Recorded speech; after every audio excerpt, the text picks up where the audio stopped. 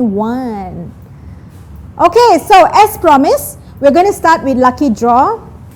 Okay, are you guys ready? All right, unmute. I want to hear some noise. Yes.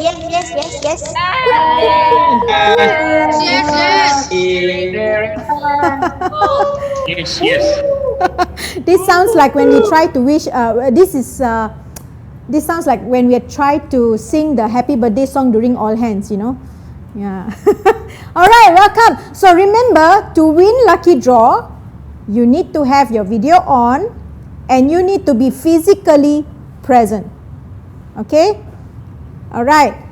So because this is a lucky draw session, right, we need some luck, some extra luck. Okay, so I also am going to call my dear friend Mac Ling Ling, right, to give all of you extra luck. All right, Mac Ling Ling. Woohoo! Hello everybody, Mac Ling Ling here. All right, okay, Mac Ling Ling. Is Mac Ling Ling's microphone on? Okay, Mac Ling Ling, test your mic. Hi everybody, can you hear me? All right. Cool. Yes. Okay, cool. So, Mac Ling Ling, can we start the lucky draw? Sure. You Great bless timing. the session. Okay, so let's do this. Oh, wow. Okay, remember you can only win if you're physically present and your video is on. Okay, okay. This wheel, right, is activated by energy and noise. All right. So to start the wheel, I need you guys to unmute and make as much noise. And when the wheel has enough energy, it will start to spin. All right, come on.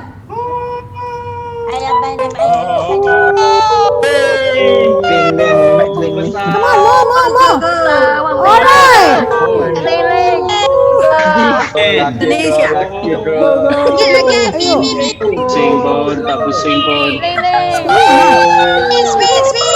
Spin.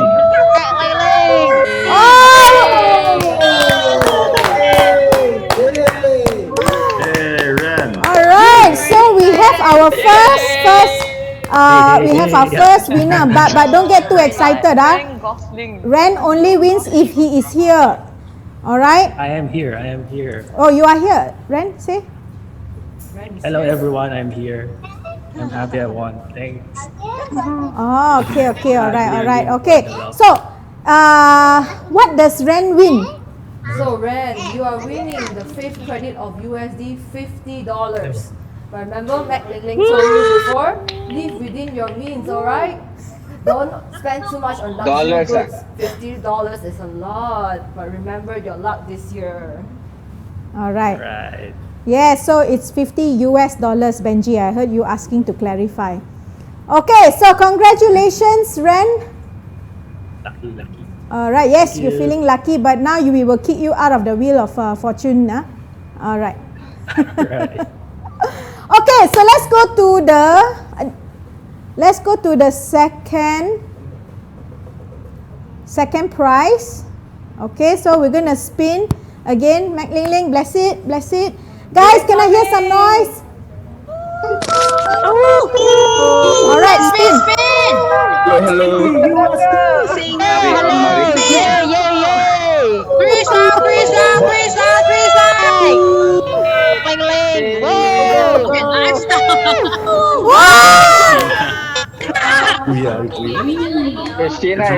Oh my God. Okay. Team so lucky. Yeah, No sorry. video, This no is really automated. Disqualified. Hey, back.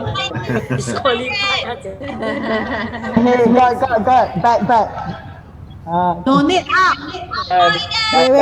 Wait. Sheena, are you here or not? On. Sorry? Sheena, are you here? Sorry. So Sheena, Joel, you cannot share the prize. Hey, Sheena, right? Not Joel. Sheena. You want to call? Yes, Sheena just won a lucky draw. I won a lucky draw. Oh, you did? Oh my God.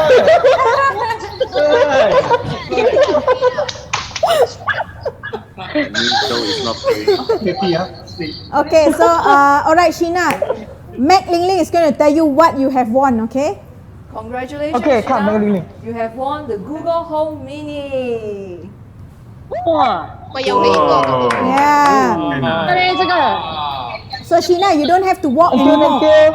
You don't have to walk anymore. You just need to say, "Hey Google, on my lights. Lights on liao lo." Alright. awesome. Alright. Congratulations. for you, Shina. Yeah, assistant. Alright. By the way, this lucky wheel is really a lucky wheel, not controlled by us one. I don't know why the first two winners are regional, but let's hope the third winner for this round is not regional. Okay? Not that I don't like you, regional. It's just that let's give chance to others also lah. Okay? Okay. So let's do this. Bring out the wheel. Hey, Mac Ling Ling, can you give your luck to others? On. Come on, everybody. Louder. Singapore.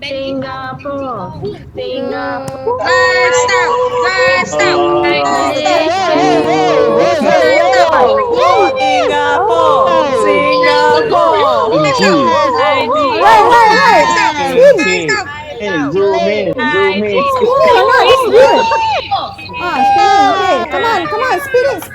Philippines. Come on. Team Malaysia, Team Singapore, Team Indonesia. No! Oh, Katie. Nice. Yeah, Original one. Don't worry.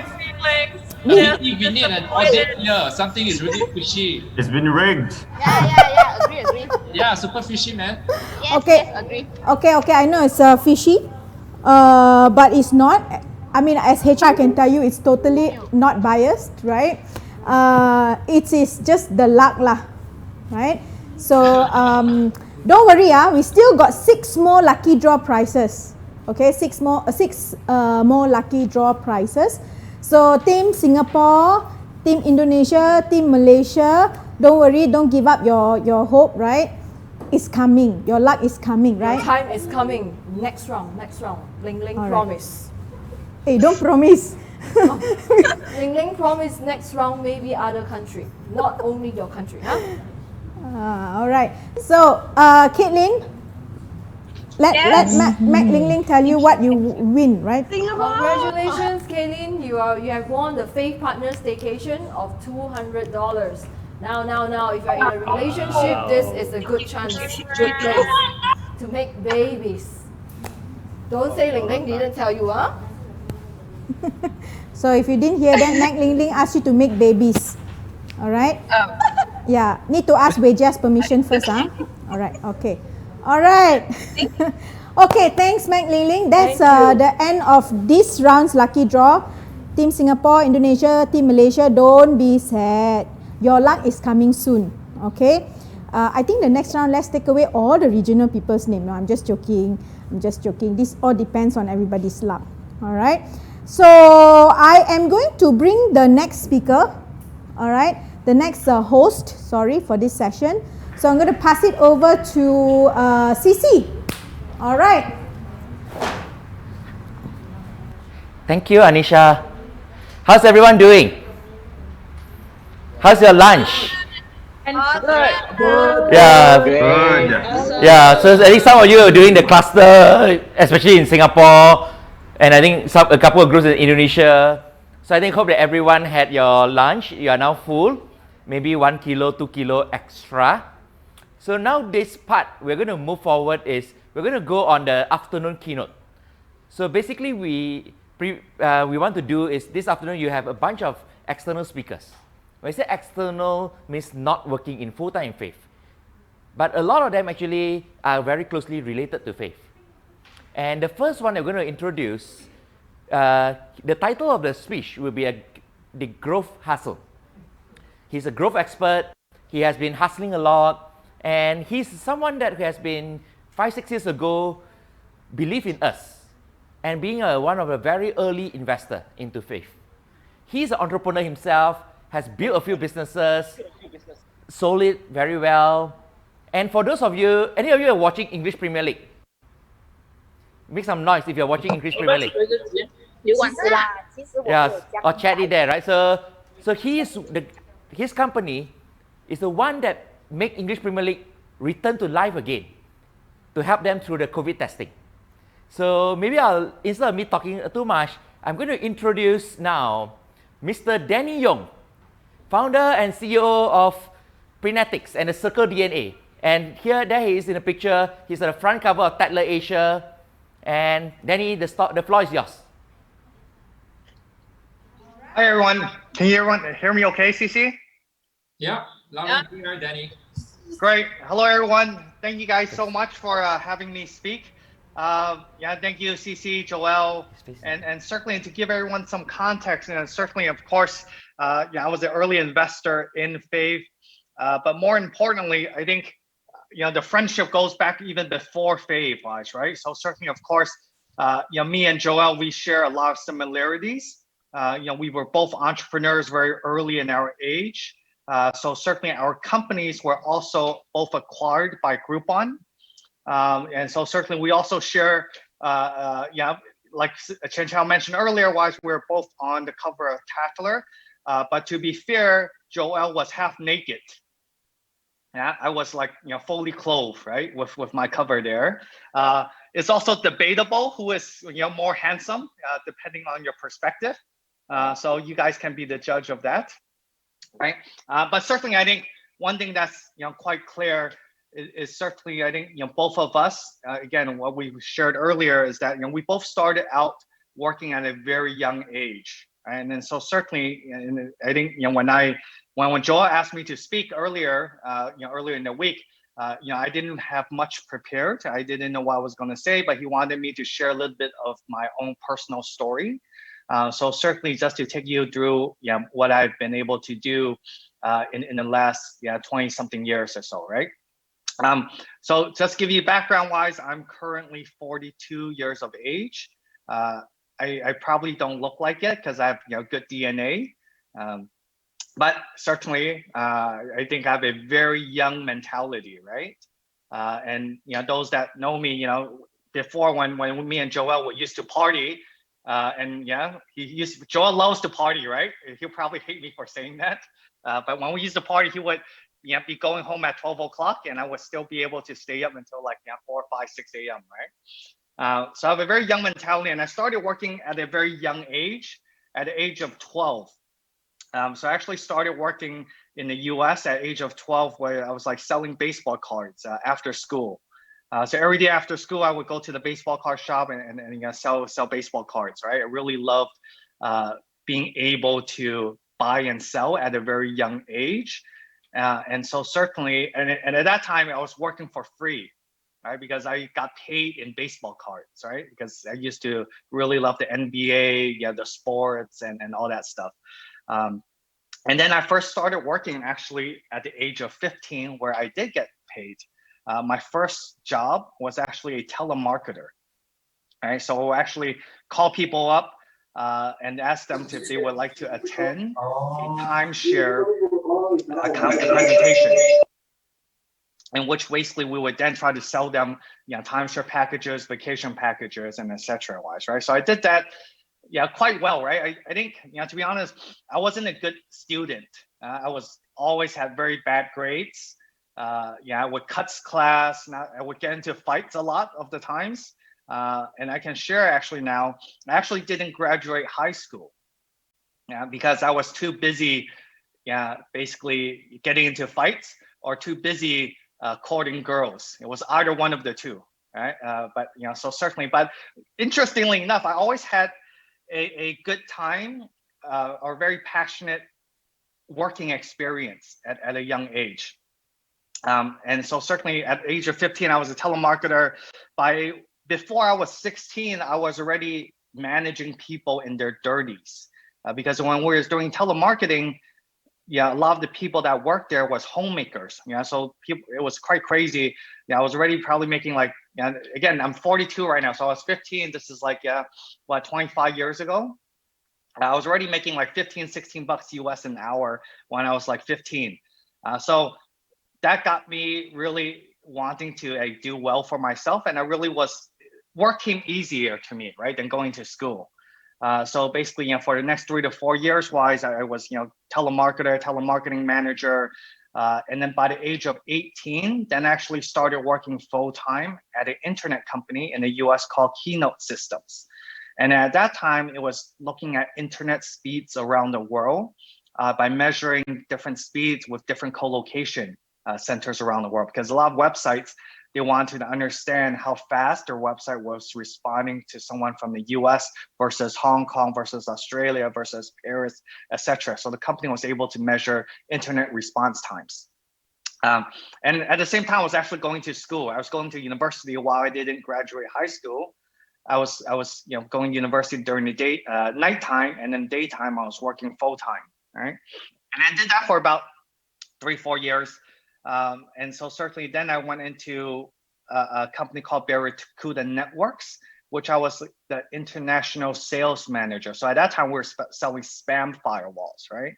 And then so that was very early, and selling spam firewalls internationally. And then that got me a chance to opportunity to travel from the US and what's going all around the world to basically help people with their spam issues for doing enterprise sales, right? But I always knew I wanted to be an entrepreneur at one day because I felt that being an entrepreneur could provide me options later on in life. And so certainly I think that I always wanted to wait for the right opportunity. And then when I was, I think, 25, I started my first business, which was actually Shilo-san. I'm not sure if you guys know this dessert chain in Hong Kong, which is like mango desserts, and they sell like mango drinks and stuff, right? So I really liked this brand and I really loved desserts at that time. And then I was like, hey, I wanted to franchise it into the US. And of course, at that time, I just actually cold called Hong Kong because I had an idea and say, you know what, are you guys interested in franchising to the US? And then they said, we're interested. Can you propose a business plan? I had no idea what a business plan at that time was. But then I turned into my best advisor or mentor. And at that time, it was actually Google, right? Because I was like, hey, I Googled how to do a business plan, right? And then basically after that, I read a lot of stuff. And then after a week, I sent in a business plan. And somehow, Hoi-lo-san, Shilo-san, they said yes to me. And then it was quite crazy at that time thinking back that I had never operated any type of business. And then basically they said yes. And then we franchised it into US. Initially, it was a very difficult business. And to be honest with you, I was actually making less money than when I was working for someone else. Because when I was leaving Barracuda Networks, I was a young kid. I was a little bit cocky, a little bit arrogant because I was like 23, 24. I was already making like 200 grand USD annually. Right. But then when I started my own business, it was like, oh shit. It was like so much stuff I had to do by myself. Right. I even had to, buy fruits. I became a fruit expert, right? Because I had to wake up very early, go to the fruit market, basically, and then put the fruits in the back of my SUV at the time. Wake up at 6 a.m. And then I would Friday, Saturday nights, I would have to be in the store. Basically, serving dishes. I was even for the first 6 months, I was actually making the desserts in the back of the kitchen, because at that time we hired chefs from Hong Kong. But I knew if one of the chefs left, I was like screwed. And so I had to make sure I knew the product. I had to make sure I was able to make the product myself and then teach someone else. So I was making like mango sagos, mango mochis. I was cooking all that stuff. Every Friday and Saturday was the busiest time, so I would have to be constantly in the store. So certainly I had to sacrifice a lot. Sacrifice, I would say, my youth and my prime time days in the store. But certainly if you have set up and determined that you want to be an entrepreneur, you have to give certain sacrifices, right? And I don't think there's any shortcuts for hard work. And I do fully believe that the number of hours an individual puts in is a direct reflection of how successful or how much they want their careers to be, right? And everyone has a choice. I don't think there's a right or wrong answer. And I tell my staff all the time, right? It's like, hey, phonetics wise, it's not the right company for everyone, but if you want to have a great future, that you're motivated, that you want to get shit done, wise, then it's a great career. But if you just wanted to have a 9-to-6 job, it's not the right place for you, because you'll get burned out, you'll get stressed out, and it's too fast paced, right? But sidetracking that, then I did that for about 3-4 years, right? It was like a tough business. I couldn't get it to scale where I wanted to, because originally I thought, this is a great idea. I could get like, open 15-20 of these restaurants in the Bay Area, but there was just not so much demand, right? I mean, the restaurant did well, but it was not. I mean, again, I was still making less than when I was working for someone else, right? So something didn't seem right, and I felt that I could do more, bigger things. And I had the opportunity to actually, through very coincidence, is that one day my friend was just telling me, hey Danny, it was a good friend of mine, and she was doing hotel furniture business. She had her own design firm, and she was just telling me, hey Danny, I need to design custom furniture for this hotel. It's 50-room hotel, but it's so expensive to design custom furniture. And I told her, I was like, why don't you source from China? And she was like, well, I don't know how to source from China. And then I was, at that time, I was a very naive, I was still quite fairly young. I was like, 28, 29 at that time. I was like, hey, why don't you let me do it? Right? If you trust me, I will do it for you. I'll source from China. At that time, I had no experience doing anything from China, right? And then she's like, okay, why don't you try it then, right? Because she really trusted me. And then again, I didn't have anyone to look to. I didn't have no advisors, mentors, but I looked into Google, etc. Then I found Alibaba. Right? At that time, Alibaba was really just a import-export marketplace. And then I looked at Alibaba, this very early on, right? Correct? And then I was able to find factories that was producing the furniture and etc. And it was really, really great until, the first order came in. Again, she trusted me to make 50 rooms, all the furniture in the rooms, the hotel, the desks, the chairs, all that stuff, right? And then when it came down to the actual first order, it was a really big mess, right? Because basically the quality control, I didn't do a good job enough of quality control. And then when the bulk order came in, it was actually complete shit. It was like very bad quality. I actually ended up having to pay out of my own pocket the difference to remake the furniture, right? And the responsibility, actually, I could have easily blamed it on the factory, but ultimately the responsibility was myself, because I did not do a good job of vetting the factories. I did not do a good job enough of actually doing the quality control. And then so I went back to the drawing board. Then I made a visit to China. I visited 20 to 30 other factories, and then identified not just one factory, but 2-3 backup factories that I could go work with that actually really produce good quality, and not just for the prototypes, right? And then so that business was quite interesting, because originally for the first 2-3 years I was working on like 50-room hotels here and there, and I was thinking to myself, hey, it actually takes quite a long time for each of these projects, because we do the same thing all over and over, right? It's like, hey, we make 50 hotel chairs, 50 hotel desks. But I was thinking, how do I scale this business? And I was like, it'll take the same amount of time we make 50 chairs opposed to 2,000 chairs. And at that time, Las Vegas was building very large hotels, right? They were building 2,000-3,000 room hotels, in which then I was like, hey, I need to go to Las Vegas. That's where my next customer base should be. And then again, I didn't have a background in the hotels or the networks or anything like that, and actually turned into Google.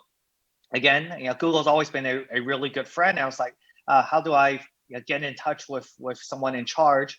And I remember a key person that we first cold called was I just Googled MGM, director of purchasing. And then a person came up, said Aaron Burnett. I still remember the name vividly because it was so important at the time, right? And then I emailed her, and then so she actually agreed to a meeting. So I was so surprised she agreed to a meeting, and I was like, shit, how do I prepare for this meeting? At the time, I was actually a one-person company, correct? And I did not want to show up to the meeting with MGM, with the director of person by myself. So what I did actually, I had 2 weeks to prepare for the meeting. So at the time, I actually then told my girlfriend and one of my very good friends to pretend they were my employees, right? And then they came with me to the meeting. I made business cards for them to say, you know what, this is Michelle, Ryan, and they were fake employees. Okay, but I told them in the meeting there was like a group of like, I think they had like 4 or 5 people on the side. And I was like, hey, this is Michelle, she's responsible for office furniture. This is Ryan, he's responsible for administration and office and etc. And then they didn't say a single word in the meeting. And then after, because it had different divisions, right? After the meeting, I would email MGM, and then I would say in the email, I say, for next steps, please discuss with Michelle and Ryan. But then I would log out of the email account, and then I would respond from Michelle's email account, right? So from MGM's perspective, they thought I was like this decent sized company, right? So, but I was responding in this. It was all me in behind the scenes, right? So certainly, I'm very fortunate. I don't have to fake my employees now, so I can hire real employees. But crazily, it's like 1 year after, we were able to win the deal with MGM, and we got a 2,000 room hotel project, which is like a multi-million-dollar deal at the time, and that was a quite pivotal point in the company's trajectory. All right, and then so again, then we moved into much bigger projects, and then once we got the MGM deal, then of course then it was much easier to talk to the Nation, Wynn, all the larger hotels, right? Because and it makes sense, right? Because I think at large companies, they don't want to work with a one-man band because it's too much risk. But you need to portray confidence, and you need to portray that you're able to execute for them. And certainly, if you do have a team, then of course, certainly they'll believe you, right? But you have to be very strategic in that thinking. And then, so certainly, I did that also for 3-4 years. And then this was back in 2009. And this is where, my friend emailed me or sent me a message about, hey, do you know this company called Groupon in the US? And I was like, no, what is it? And I was like, hey, I looked into it. They just raised, $950 million in the US. And I was like, hey, this is a quite simple idea. And I really always had a love for technology, right? Working early on at internet companies. And I was like, hey, this is a great idea, amazing idea. And I wanted to start it. But of course, I wasn't going to start it in the US. I was living in the US at the time because I was like, if I started in the US, I would just get crushed. Right, because they have so much money, so much capital, and etc. It was early on, and then I was like, this was actually 2010 in February when I found out about Groupon, and then I really loved the idea so much. I was like, you know what, I'm going to put my life savings into this business. All the money I've made from furniture, everything. I was like, I really had high conviction this would work, but I needed to be in Asia, right? And I moved to Hong Kong within 30 days. I was like, I'm gonna pack my bags. I'm gonna leave everything. Me and a few friends, we put in 950,000 USD into the business. And also the scary thing was, it was really scary at the time because I had just gotten married at the time. And then after 4 months of marriage, I told my wife at the time, I need to move to Hong Kong to start a business. She had no idea. I had no idea. But then the key thing is opportunity doesn't wait, right? You have to be able to seize the opportunity at the right moment. And then I was like, you know what? I really truly believe in this, and I really want to make this work. But I had to be in Hong Kong. I also said, but you cannot move with me because I know if I moved, the hours would be so crazy, working 18, 20 hours a day as a new environment, everything, etc. Wise, like, let me settle things first. And if everything works well, then you can move later on, right? So I was in Hong Kong March 2nd, 2010, right? So it seems so long ago. And then, crazy, right? I had no experience in e-commerce. I didn't know what I was doing, living in a new place. And then, crazy, on June 28th, we actually launched the website. It was called You Buy, I Buy at the time. And then it was a great name. I think it was much better name than Joel's name at the time, right? I forget something more, right? I forget what his name was, yeah. But I think ours was You Buy, I Buy. And we launched on June 28th, 2010. It was crazy because we had 4 people when we launched.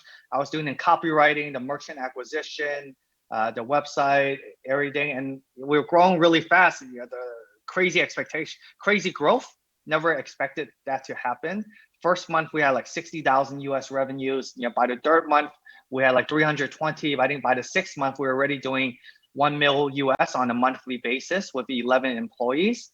And then of course that's when Groupon came and yeah, acquired us. They acquired 51% of the company at the time. And then of course, then afterwards, yeah, everything's, that's where, of course, then I met Joel and Chen Chao, right? They're like a tag team duo, right? I think for the rest of their lives, they'll be with each other, right? But so that's when I met Joel after the Groupon acquisition. And you really got to know, each of them, which are, great leaders in their own right. And so, yeah, fast forward, 2014, I left in 2014, and I really wanted to, take a break, short break, and then certainly I started, early stage investing in terms of different startups wise, and of course some worked really well, some didn't, and yeah, you can't win everything, right? But I wanted to also, through investing, I was kind of bored. I didn't really feel so much passionate about investing, but I wanted to do something again and I wanted to do something in healthcare, right? And then I wanted to do, when I thought about healthcare, I was thinking about genetics because I felt genetics was the entry into healthcare, because if you understand your genetics or your DNA, then you can actually prevent the future from happening. All right, and then so again, I had no experience in healthcare. I still remember some when I talked to people at that time, they were like, yeah, what the hell do you know about healthcare, genetics? You're your e-commerce guy. You used to make mango desserts, right? And then I was like, yeah, I just really believed that there was an opportunity in genetic testing, and that no one was really doing it in Asia. And I read a lot. I speak to a lot of professors and doctors and geneticists and etc. wise. And moving forward now, we started that Prenetics in 2014. The name came from half prevention and half genetics, right? And then so now looking back wise, I think certainly now I've been here, 6 years, 7 years is the longest time I've been with any company, right? But it's still been very, very worthwhile, because right now we are making such a significant impact on people's health. Just to share, right now, Prenetics wise, we started with like 6-7 people. Right now we have about a team of 250 people, mainly in Hong Kong and in the UK. And while we were focused on genetic testing, with of course the pandemic and COVID, last year we shifted a big part of our operations to be doing COVID-19 testing. All right, and then so now we've just share we've done over 600,000 PCR tests in the community in Hong Kong. We work very closely with the Hong Kong government. In the UK, we work with Premier League, Disney, a lot of private organizations in terms of helping them resume work. And so certainly I think the future is quite bright. I think certainly it's accelerated our company's growth, but certainly it wouldn't have happened if myself and the team didn't really take advantage of the opportunity, right? And to be fair, when we started COVID testing, we had no idea it would turn out to be current way, right? We just wanted to help the community, because last April when we started doing COVID testing, we were doing 50 tests a day, right? And I was like, oh, this is okay. That was a nice thing to do, because at that time it was very difficult to get COVID testing. So we're doing 50 a day. Then in July, we're always, all of a sudden, we're doing like 15,000 tests a day, right? And then so it was out of nowhere, the team was working 24/7, literally 7 days a week. I was in the warehouse, packing bags, packing plastic bags, and going out to restaurants myself in high-risk areas of COVID, passing out saliva kits to people. And you have to be very hands-on, right? Because I couldn't tell my team to go to like a high-risk area and risk infection if I didn't go myself. So even early on, I went to a lot of the high-risk areas, and certainly I was also quite scared, but it was something that I had to do to be able to mobilize our team. And when I think about the future of what we're doing, I think we're making a quite important impact, because when we think about the future with the vaccine and everything like that, I think testing is still going to be a very critical part. Yeah, in the next 1-2 years at the minimum. But so certainly what we're working on too, I think is quite exciting, is that we're working on an at-home COVID-19 device where it's the size of a cup, and everyone can self-swab, and in 20 minutes, then you can actually be able to identify if you got COVID or not. And eventually we'll move that same device to be able to detect for infectious diseases such as influenza, flu, even STDs in the own comfort of your home. So we're working very, very hard on bringing this to market as soon as possible. And so certainly that can also help Joel resume his house parties, so he can have a COVID test at home. So certainly I think, again, it's been a quite amazing journey. And I think testament to you guys too, right, Fave? I know last year there was a lot of uncertainty, but from what I understand, that you guys really persevered in the last 6 months. Anytime there was a change, you guys pivoted, acted on it, and then you guys ended the year really, really strong. And that's really, really important to have such a strong culture, because certainly no matter how great Joel, Chen Chao, AP, and the rest of the leadership team is, if it's not a team effort, all of this doesn't work, right? So congratulations on really ending 2020 on a very strong note. And I'm really excited to see what's in store for Fave in 2021. And I think there's going to be amazing stuff there. I think there's still an amazing opportunity to do so much in the community and to create payment solutions and that really benefit the society-wise, right? So I think I took 29 minutes, I think 30 minutes of the time here to share a little bit about my journey and story. So again, thanks so much for having me today. Congratulations again. I think this is a great event on the Growth Summit. Amazing idea, and certainly look forward to seeing what's in store for 2021 for you guys. Yeah, thanks a lot, Danny. Thank you, Danny. I'm quite sure every one of us are very inspired by it. I think in the chat group as well, I think, Danny, you can see the chat. I think a lot of amazing comments there as well. CC can't hear you. Hello. Can you turn on the microphone? Hello. Testing. Can you hear me?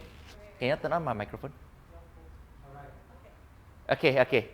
Technical problem, sorry.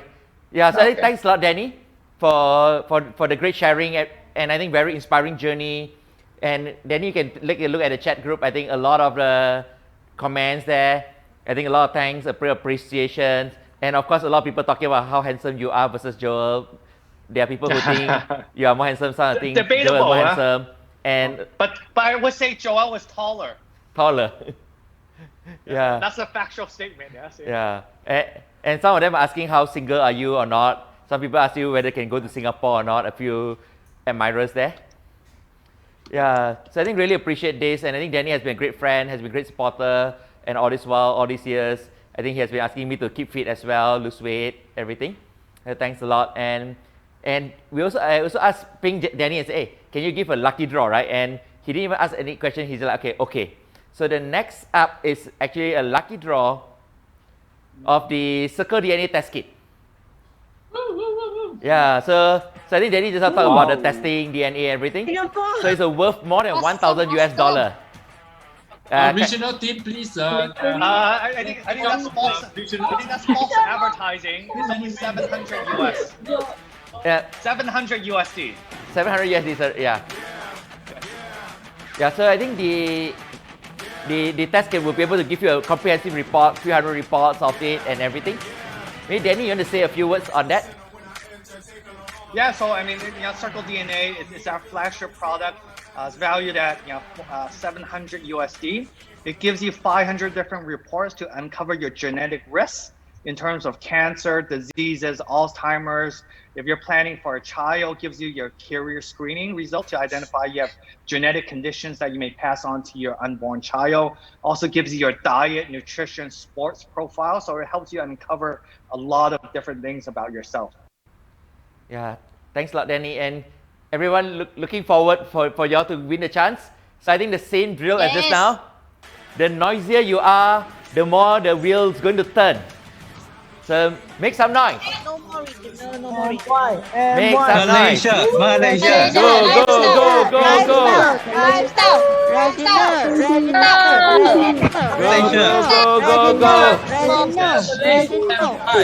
So the wheel turns. Oh, the winner is Malaysia Fakira. Thank you. Yeah, congratulations for winning the test kit for Circle DNA. Yay. And for the rest of you who want to take the Circle DNA, just go Google Circle DNA website. From time to time, there will be an offer there. And maybe who knows, Danny can give a promo code one day to all of us. Congratulations. Thank you. Can I just make fun of Joel one more time? Yeah. Yes, yes. Danny, go ahead. All right, I need to share my screen. All right, so remember, so Danny's it's debate. Can you guys see my screen? Whoa, whoa, whoa. Wow. Okay, Joe has my vote back, you know. Brown on fleek. Okay. I think Joel's gonna hate me now, yeah? Okay, thanks guys. Have a great summit. Yeah, thanks a and lot. Certainly, yeah. Congratulations and for all of your success. Thank you for having me today. Okay, now, thanks a lot, Danny. We'll pass it to Anisha. Thank you. All Okay, right. bye-bye. Bye. Okay, so if Danny's still here, thanks Danny for like showing only the upper half of the picture just now of Joel, because we don't want to see what he was wearing or not wearing below, right? Yeah. So anyway, congrats to Kira. All right, but we still have another round of lucky draw at 4:30. All right, Singapore, you better pray harder. Indonesia, you better pray harder. Okay, so Sheena, you have to tell me when the next speaker is ready. Okay, but because we have some time now, okay, let's try and take a Growth Summit group picture. Okay, remember our group picture last Growth Summit? That's not possible. Okay, so we will try to take a Zoomish kind of group picture. Okay, so what's going to happen is you're going to see, we're going to take it in batch of 25, right? So if you see, okay, look at the screen. Look at the screen. You must, if you see yourself, means this is your batch. Okay, this is your batch. Okay, try to make sure that your, who is that person who is not there? I can't read. Nicole, is it? Michelle. No. No. Nicole. Where's Nicole? Who is in Nicole's group? Why is Nicole not there? And this is why you always have to be there. All right. Okay, all right. So this is the first 25 people. We're going to take a group picture. I'm going to say 1, 2, 3. You smile. Don't blink. Okay, 1, 2, 3. Pose. Okay. All right, good. Next 25. Okay, all right. All right, everyone that who is missing again? Ayo. Rachelia, Indonesia. And Ranu, you need to come forward a bit because you're blending in the background. Okay, all right. Where's Rachelia? All right, good. Lynn, we can see you. Nice. Okay, unfortunately, we have to go. Okay, 1, 2, 3, pose. All right. Good, thank you. Done, right? Okay, next group. Very good. All here, all ready. Brandon, you look so dark. What's happening? Okay. All right. Okay. I think that's good. Okay. Are you ready? 1, 2. Open your eyes big, big. Pose. Joyce, don't move your head. Okay. Great. Awesome. Next batch. Ayo, Andicia. Andicia, where are you? Sonia. Joshua. Joshua, come forward a bit. Okay, alright, I have to take without Andicia. This is just evidence who was not here anyway. Alright. 1, 2, 3, pause! Alright, great. Alright, sorry Jamin, we took a picture without you. Okay, next batch. Okay, if you see your pic, okay. Wait. Alright, Jay, great. Everybody looks awesome. Okay, 1, 2, 3, don't move. Alright, perfect. Alright, next group. Oh, I love that hat, Iza. Alright, really nice. Okay, 1, 2, 3, pause. Okay, great. Wow, losing my voice already. Okay, next batch. Oh, nice. Ben is also joining us. Okay, who is missing here? Ryan Lima. Tanti's kid also is joining. Can, Tanti, your kid can join. Okay, Wailun, don't cover your face. Ken also don't cover your face. Okay. Okay. Bibi cannot see your face. Okay, never mind, purposely. 1, 2, 3, pause. Perfect. Very nice, Bibi. Your head is captured. Okay, next. All right. Wait, who is this? Singapore. Jeru. Jeru missed entire Danny's speech also. Couldn't see her the whole session. All right. 1, 2, 3, pause. All right. Good. Very good. Next. All right. Joseph is here. Chok.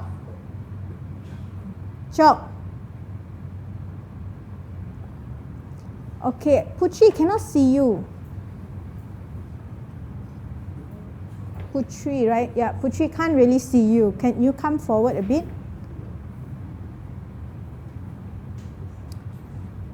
Okay, never mind. Okay, 1, 2, 3. Pause! Open your eyes big, big and smile. Bashira, don't move. 1, 2, 3, smile. Okay, awesome. Next. Anis, Lai, where are you?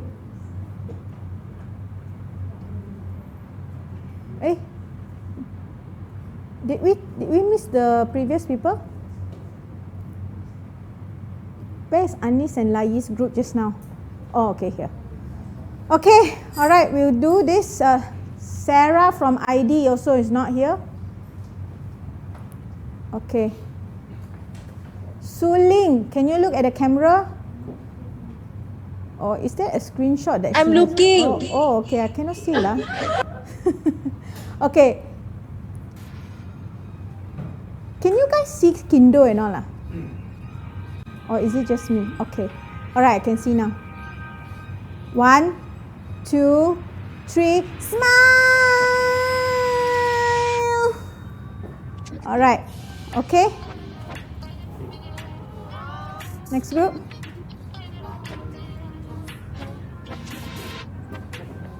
Oh, it's me. I just want to take picture. Okay.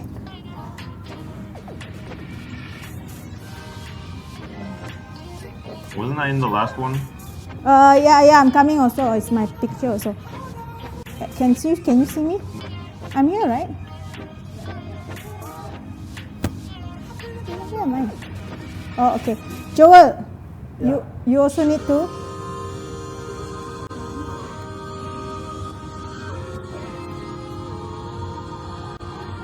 RG Shirley.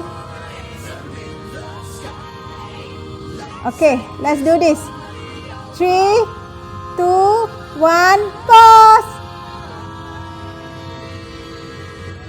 Okay? Okay, alright. Perfect.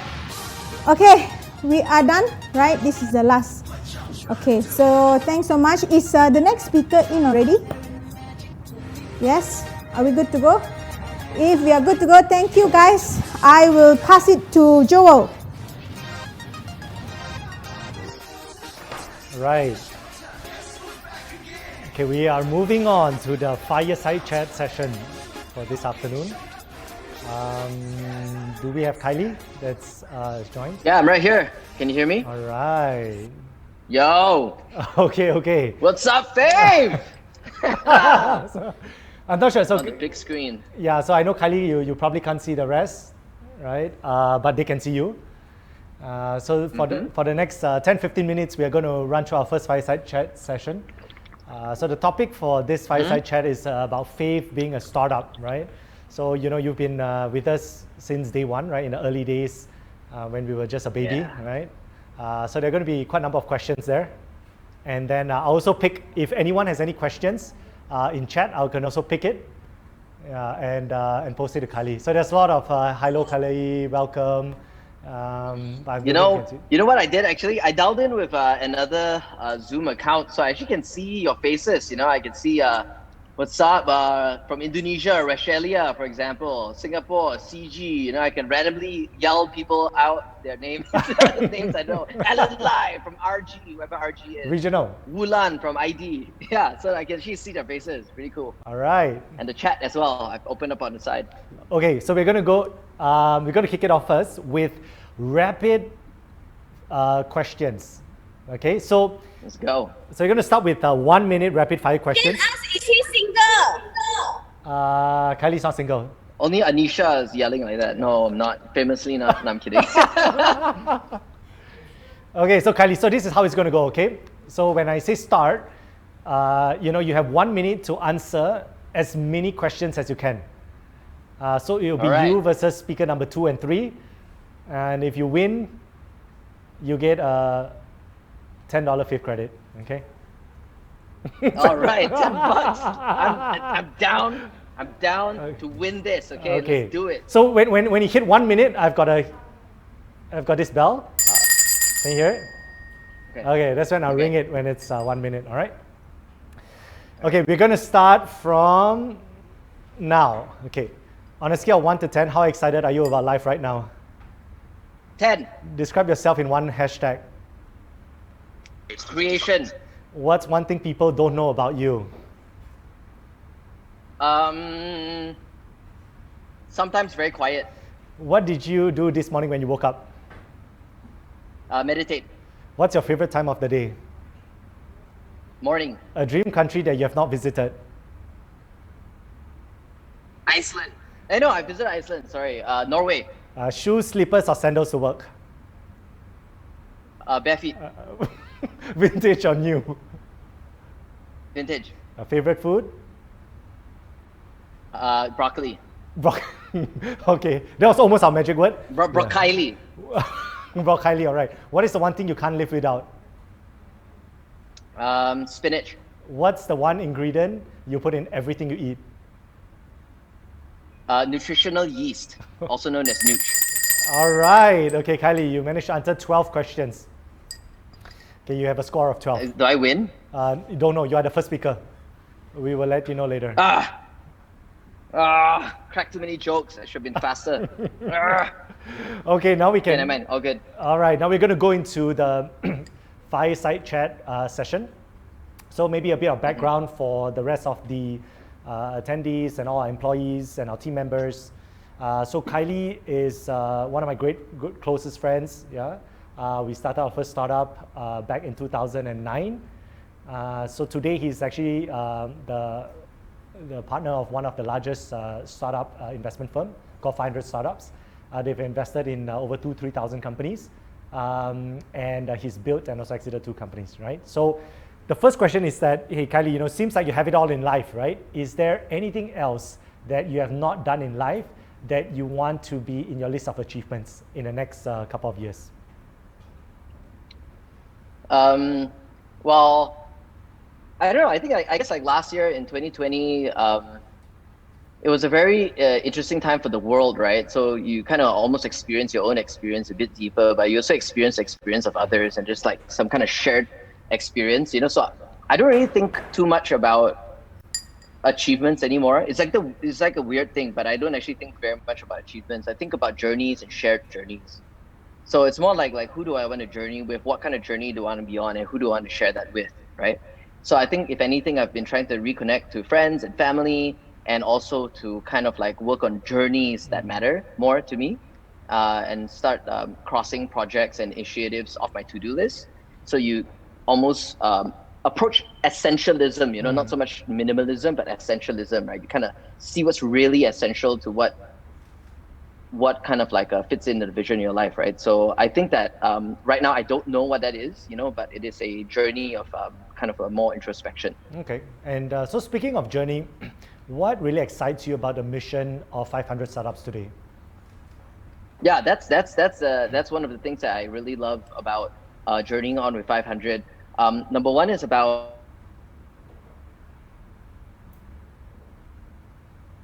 oh, sorry, there's like an incoming call. Okay, sorry, I'm back. Yeah, so the one thing is like the people that I work with. So I feel like 500 is a very interesting organization. Like we have people all around the world, and the people around the world are all kind of like similar to myself. That's why I feel like kind of at home, where, if we were here just to make money, like we wouldn't actually be doing what we do, but we want to really fundamentally change the world in a very systemic way. So I think there's like a good mix of idealism and a good mix of very like robust effort, right? Like we like to work hard, we like to be precise about things, and we like to really do stuff, but we also really feel that changing the world is a very important part of what we do. So I feel like that mix, is kind of in between an NGO and a corporation, somewhere in between. That's what I really like about it. And of course, the work that we're doing all around the world, investing in companies like Fave, and seeing companies like Fave and entrepreneurs and teams really succeed, all that, it feels really good. I've been doing this for 7 years now. It's the longest thing I've ever done, and I can see myself doing it for 50 years, so that's what I love about it. All right, so you and Danny actually both doing it for the past 6-7 years, and longest things you guys have ever done. So that's something he also shared in common. Yeah, I missed out on the Danny speech that's earlier today. What a miss. Yeah, and you missed out on the prize. Potentially you could have won a DNA testing kit. Only if you were in Team Regional. Apparently the lucky draw only lands on like Team Regional. So that's got to be fixed after this. And so you're speaking about 500 startups and recalling our first phone call about the idea of K-Fit, which eventually turned into Fave. We didn't even have a platform, we didn't even have a customer, a single customer then, but you decided and for 500 startups to invest into the company, and within a week we actually closed the funding round. Perhaps in your point of view, what do you remember about that investment in Fave? Perhaps you could share with us. Why did you do it? Yeah, I think like I mean, to actually answer that question, all of us, okay, on this call, we have to go back in time, yeah, because I think that was like a good, 5-6 years ago, and the internet was very different. A lot of things that we enjoy now, we kind of take for granted, right? At the time, like where apps were just kind of like appearing more on your phones, there's an app for that, kind of thing is starting to happen, and I think that in Malaysia specifically, and in Southeast Asia and the countries around here, like you hear about these like amazing apps in the US, or in China or somewhere else, right? But in this region, not so much. It's just something that you read from afar. So when Joel was talking about at the time like different business models around the world, and at the time I think you and I, we've talked a lot about different business models. We've assessed all kinds of business models, right? Those with a fast growth dynamic, those that impact a lot of people, that can bring fundamental value to a lot of people. When we landed on the kind of the early business model at the time, we thought, hey, this is a very good growth dynamic and it's super relevant. And at the time, I believe we talked a lot about fitness because I think K-Fit was the original seeds, right, at the time. And at the time I was going through that fitness phase on my own as well. So I'm like, yeah, I'm going to use this. This is like a great app, right? So I think there's a lot of personal and professional excitement. But one of the big reasons is, of course, knowing that like anything that Joel would do, like he puts a lot of thought into it and he has a lot of dedication for it. And so I feel like having worked with you for so many years, I definitely like deciding to be able to work with you on something again would be, I would never pass on that opportunity. So I think a combination of those three things kind of made it a very easy yes. All right. And no regret since, I think it's been quite a wild ride. No, thanks so much for your support, right? And when you look at the broader context of things, you have invested in over 2,000 startups today? Yeah, so right now 2,400 startups. I personally, those that I've led is about 200-ish startups. Yeah, so, and we've invested all kinds of companies. We've got like 3 unicorns now. We've got companies across a broad spectrum, 30 different sectors, and a lot of very interesting companies. Can you share a bit like which are your favorite companies, right, within those 2,400 startups? Yeah, like which are the top companies? Yep, yeah, which are the companies that you find like, has performed really well, and what's your observation? Well, that's an interesting thing, I mean, like, the companies that like people know about are all these unicorns, right? So we talk about, we've invested in like Grab, and Carousel or Bukalapak and so on and so forth, right? And globally, we invest in like Canva, Twilio, TalkDesk, Credit Karma. There's about 20 unicorns that have emerged from our portfolio. And so some of them people know about. But I think what has performed very well is the companies that people don't talk about that often. And a lot of times those companies are quietly working away at something that's very meaningful, then suddenly overnight, suddenly everybody knows this company, because they've been quietly working away. I think those are very, very special. I also think that some of the companies which are very special is that those who don't have to feel like they're the biggest and the best all of the time, but yet they're actually impacting people in very meaningful ways. I know there's one in Indonesia that I particularly like called Kita Bisa. They do kind of like social crowdfunding. During COVID, $500,000 a day of social aid.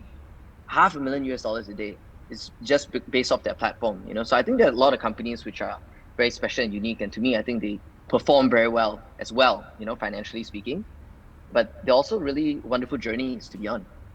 So as you observe like all these startups and they're all doing different things, I'm sure there are 1 or 2 commonalities, right, that makes them great startups. So perhaps you can share, some insights, what those commonalities are, and perhaps what could Fave do or continue doing, right, to be a great startup, right?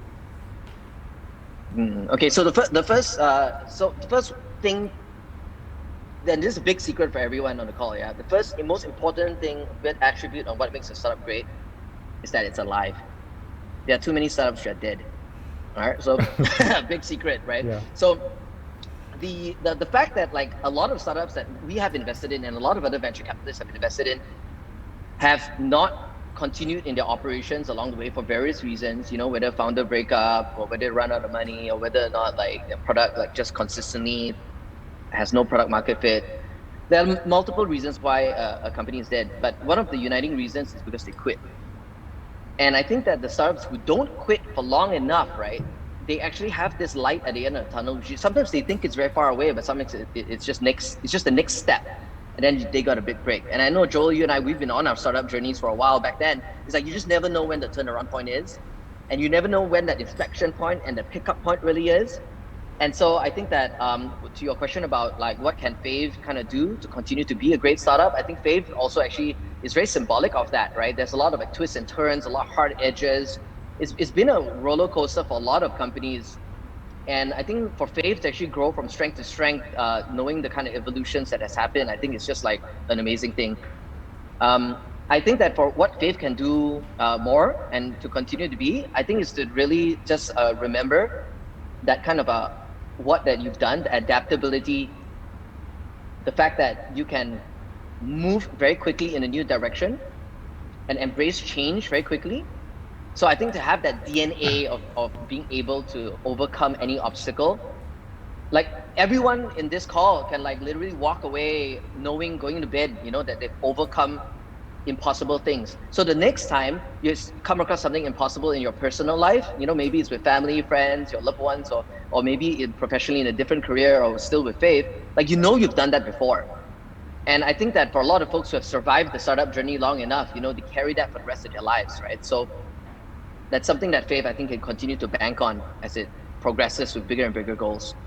Oh, I mean, thanks so much for sharing that. Yeah, I think it's, you know, I think from the point that, you know, not quitting, right? And then doing the impossible, right? Through all these different challenges and applying it to your own personal life, right? And and I think as we start off the year, you know, there are a lot of personal goal questions, right? That's on everyone's mind. You know, whether is it like losing weight, you know, loving my family more, having a boyfriend or girlfriend. Yeah, that's some of the top requests this morning that we had.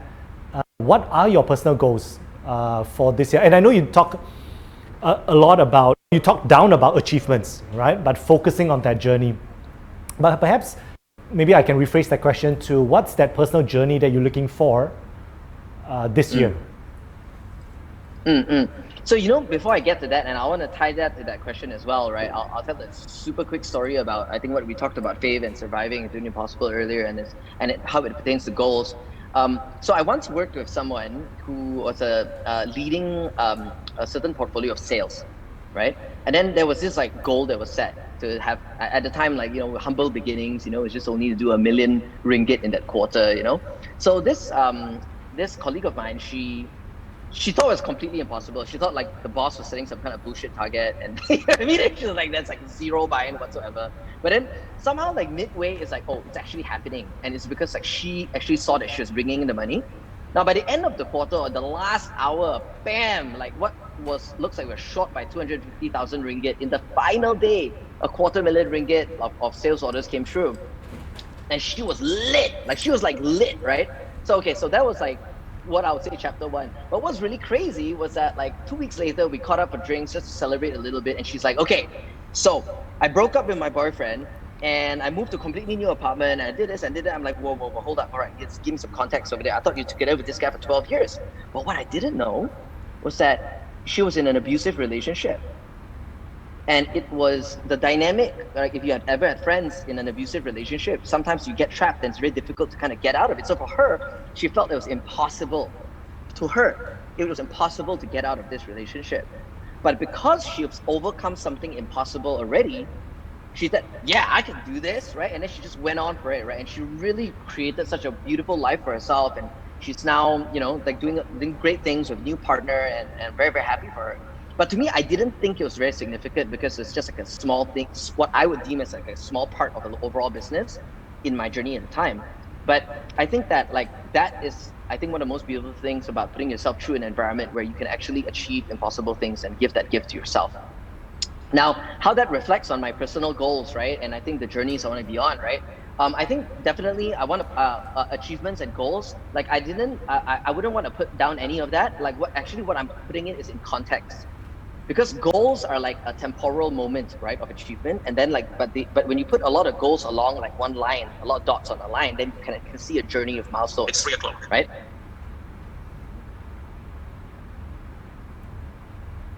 Hey, Kylie, you went on mute. I think your phone notification said that it was 3 o'clock, and then it muted you. Yeah, that's what it That's did. what happened. But I am back. Okay, yeah, so I think as I was saying, like I think that the goals and the milestones rest upon a bit of a journey. And then for me, like the idea about these journeys are such that for myself is that I want to be on a journey that a lot of people realize that the current capitalist system, the current monetary system, the financial system that really governs a lot of how we work is kind of like the operating system, if you will, of society, starts to expand a little bit, right? To actually love each other more and take care of each other. A lot of people think about like AI, artificial intelligence, you know, but I want each of us to actually realize that we can keep learning ourselves. So we actually have AI. We can keep upgrading our programming, upgrading our script. And we have the ultimate peer-to-peer network where we can actually help each other. So we don't need to depend on the government. We don't need to depend on corporations. We don't need to depend on a lot of external folks because we have each other and we always have each other. Right? So I think that some of that message and how that translates through business is going to totally change how we not just win, but we win together, right? So it's still a little bit philosophical right now, but I plan to really try to put this into the way 500 works with its companies. All right, thanks so much for sharing. And okay, last question, right? I think there was so much nuggets of wisdom here.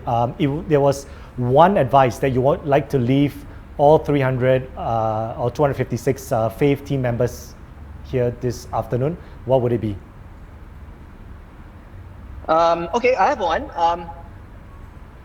So a lot of times when we look at work, right, and we look at like goals and all these things, they somehow they have a serious texture. You're like, oh, I'm gonna say lose like 20 kilograms in the next 8 months, or whether or not at work you're like, oh, we're gonna like launch this to get 10,000 users. There's always this feel of seriousness. But what if it was encompassed in play? What if you can actually bring your childhood curiosity and play and interest and fun? You can make it fun, right? And I want to relay like a story, a very quick story about this advice. Back then when we were in our entrepreneurial days, right, Joel, where we was trying to find like a next step for sales.com at the time. Then I went to our angel investor, Steve Sia, and I was so stressed out. I'm like, oh, then we got to consider this. And he's like, hey, dude, this is fun. Oh man, I wanted to slap the guy across his face. I'm like, what are you talking about, man? I mean, like, this is some stressful stuff. This life and death. He's like, dude, this is fun. This is the most fun you can have. Like what you do tonight. You want to go watch some movie or whatnot, or we'd rather do this. This is fun. So I took a moment to let that sink in. I'm like, wow, this guy's a maniac, but he's right. Like, this is fun, right? So I wanted you, all of you, 300 plus of you on the call, to take that into your work the next day, like having a growth summit here to actually do fun things with each other, things that like you don't even know how to get it done, but you go to these meetings, you brainstorm, and so has an idea. Oh, Chen Chao gets this perspective. Oh, Zumi says that. Oh, Audra, you know, so like that. There is so much fun that you can have when you have something at work, and to actually give it that texture of fun will suddenly open up a new kind of energy. You have more options. You'll feel better about it. You feel more energized about it. So any kind of your personal goals that you have for yourself, make it fun. It's fun to go on these journeys. It's fun to do it with these people. Have fun. Thank you. That would be my advice. Thanks so much, man. And that's not a magic word for all of you guys who are, tuning to this. We have a magic word challenge, by the way, Kylie. People have to find random words that's going to win them prizes. But if you resonate with what Kylie shared, in chat, can you just type fun and just press enter? Yeah, great. Oh my God. Yeah, you have like probably Fun. 100 people, 50, Okay. 100 people. Let's win this magic word then. Okay, you got to share the magic prize with among 50 people now. Okay, thanks so much, Kylie. Yeah, it's been great having you here. Thanks for having me. Thanks for dialing me in. It's good to reconnect with extended family, right? So, more love to all of you. All right, thank you. All right, see you guys. See Have fun, you. everyone. Okay, thanks so much, Kylie. We are going to go to Slido exercise. All right. Anisha, am I briefing this Slido activity? Okay. As a teenager, what did you want to be when you grew up?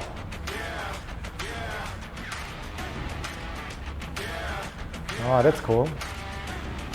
I wonder who will Tai Tai. Lawyer, teacher, pilot. I'm not sure if many of you have heard this story before. When I was 5 years old, I actually wanted to be a garbage collector, like for real. Because I remembered like always playing in the garden. Then I was like trying to find snails. That's my favorite activity. And at 4:55 p.m. every evening, I would hear my mom screaming at my dad to take off the garbage, because the garbage collector will come sharp at 5 p.m. every day. So one day when my mom asked me to fill up profession or ambition in my report card, I actually put garbage collector, because I felt like strongly that the garbage collector was taking problems away from my house every single day, helping my mom and my dad, with their relationship. Oh, Anisha's back. Oh, yes. Oh, I'm sorry, you're here. You're on the screen. No. Stewardess, huh? AP, is this part and parcel of our new recruitment drive in Singapore? Actually, I wonder what's the male to female ratio in Singapore today. Maybe 90 to 20. Okay. 90 to 10? 80 to 20? All right. Oh, Peter's in the call. Okay, we have our next fireside chat speaker. Thank you, Peter, for joining. Hey, man. All right. We're going to get going. Okay, so here's how it's going to work. All right, Peter. So we are going to do a rapid fire question, right? Over 1 minute. I've got a bell, so you can hear the bell, right? Yeah. Okay, great. So the challenge here is to answer as many questions as you can within 1 minute, and ideally your. Hey, you didn't prepare me about this. I didn't know this was coming. Yeah, of course. First, you put me after Kylie, which is the worst position of the day because the guy is amazing. Yeah. And now we're gonna do this. Come on. It's okay. You can beat him in this, I'm sure. So he answered 12 of the questions. So on average was 5 seconds per question. So if you, the tip here is to answer one word, right? And we'll see how far you get to. Okay, all right. Okay, you ready? Okay, yes. 3, 2, 1. Favorite food? Nasi. What's one thing you can't live without? My kids. Biggest fear? Spiders. Window or aisle seat? I'll see. Go faster, man. Currently watching on Netflix. Lupin. Favorite app? Twitter. Secret talent. What happened to Fave? Secret talent. Table tennis.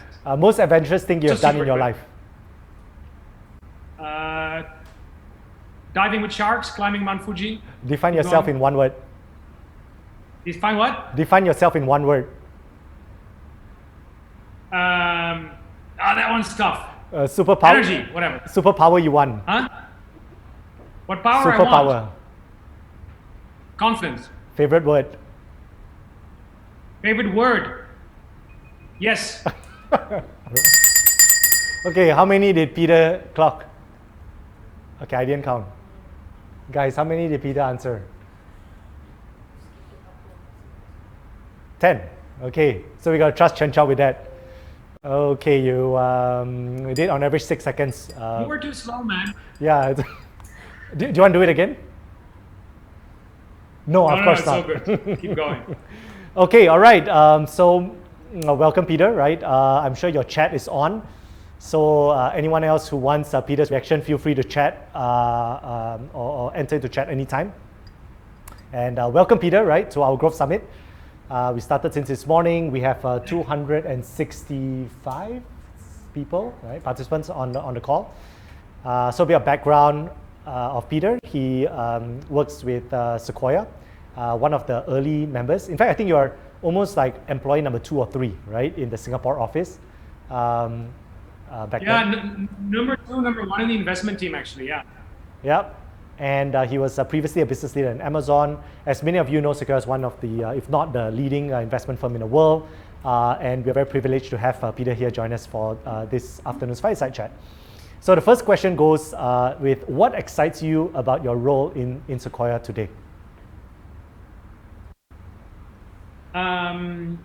Sure. Listen, I think the privilege that we have is that we get to work. There's a big delay that I'm experiencing. Is it good on your side? It's okay for me. Yeah. How about everyone else? Yeah. You okay? If you're okay, just type okay in the chat. Okay. All okay. right. I'll keep going then. Thank you.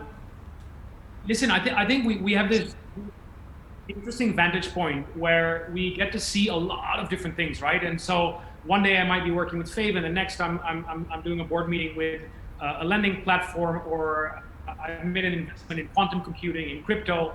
The benefit of constantly being challenged intellectually and mentally and sometimes psychologically as well, to look at many different markets, many different technologies, work with many different people, and actually work with these people through all sorts of ups and downs, which can be very stressful and painful sometimes, but it's also like a privilege to be there and work with other founders. So I think that is the most exciting thing.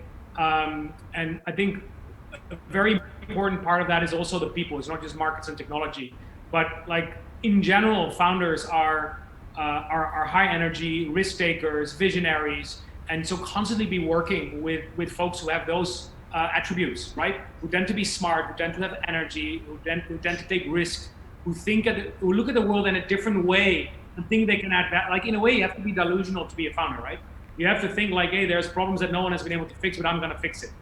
And so many founders are very interesting characters, and so I get to work with them all day. So what better than that, right? Yeah, so I remember our first chat on LinkedIn, right? About our first idea, KFit, which eventually evolved to Fave, flying to Singapore to meet you, en route to Korea.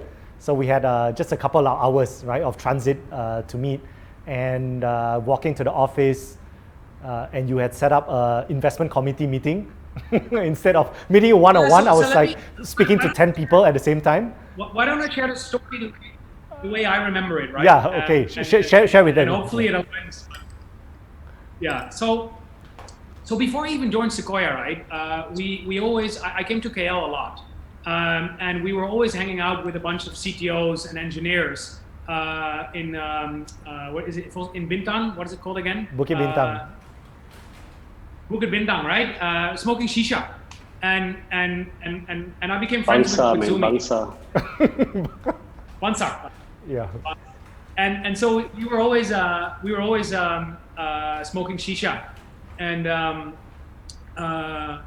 so one day, I think it was a Wednesday night, and my successor at Amazon pings me on WhatsApp saying like, hey, like the big news, Zumi is joining this new gig, right? And so I think it might have been that same evening, 11 p.m. or 11:30, while they were still smoking shisha, that I pinged him and said, dude, what's going on? Where are you going? And I'm joining this new gig called KFit. And so that was interesting, right? And I said, oh, like, who's it with? And Joel, your name was mentioned. Chen Chao was mentioned. I quickly checked with some folks. Heard amazing things about Chen Chao, and then about you as well. And so I asked him, like, can you introduce us with Joel? And so I recalled him, and initially you're like, yeah, ready, give us more time. And I kind of like, and you shared some information. I remember on Friday discussing it with our broader team and sending a quick update to our team. And that was at the time when KFit was a bit of a class, which was also taking off. And then we had heard about you. We had heard about Chen Chao quite a bit. I had worked with Zumi, so you have a full team already of amazing partners. And so people got excited. I gave here's what happened. Friday morning, we always have an investment committee meeting. And in the meeting, I gave an update and said like, hey, the founders are starting to do this new thing. And they're like, what's the status? I'm like, I don't know yet. I'm catching up at 4 o'clock with Joel because he's on his Korea and he's dropping by. And one of our partners says, why don't we all join on a Zoom together and hear the story? So 4 o'clock, Joel comes walking in, thinking that he has a one-on-one. The first time we're meeting in person, right? This was like literally 4 days after I first heard about it. And he walks into the office and I go, there's a change of plan, dude. We're not going to do one-on-one. Like, get you to what I see. And so, you know, I see like Zoom goes on, like whatever, 6, 7, 8 people on Zoom. And Joel basically walks in like point blank, no preparation. He's like, I have no slides. Hey, dude, can you turn the camera to the whiteboard? And he just starts whiteboarding and starts telling the whole story. And long story short, after 1 hour, Joel leaves, and 15 minutes, people said like, hey, market seems interesting, model seems interesting, founder seems amazing, we should do this.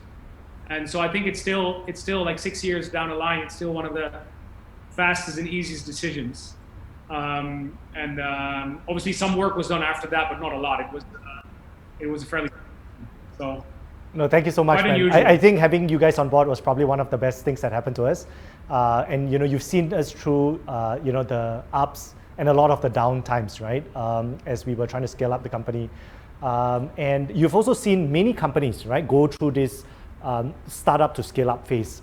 So I wanted to get your views, as you've observed our journey. What is the key difference, right, between companies that have successfully scaled up, right, versus those that struggle, right, to kind of get through this phase? And as you kind of narrate it, it's also a reminder for us on areas that we should continue doing, we should keep doing, right, or start doing or stop doing. Yeah, I think like the number one thing is always the people, right? And I still think one of the main reasons why we back Fave is still there, and that is you and CC and Zumi, and then later AP and others, and frankly the entire organization, right? Because good people hire good people. So the people we have here on the call, most of you I expect will be very strong. Otherwise you wouldn't be there, because you pick, like they always say, A players pick A players, right? And B players pick C players, right? And so I think that is still very important. And I think the complementary nature specifically between Joel and CC, I think I've always seen as very powerful, and the mutual respect, and then again with Zumi and the broader team. So I think that is one thing. Second, and I often give Chen Chao a lot of credit, at least in my mind, for that, is just execution. It's going to be huge product vision, but if there's no execution, if no one is sweating the details, then you've got an issue as well, right?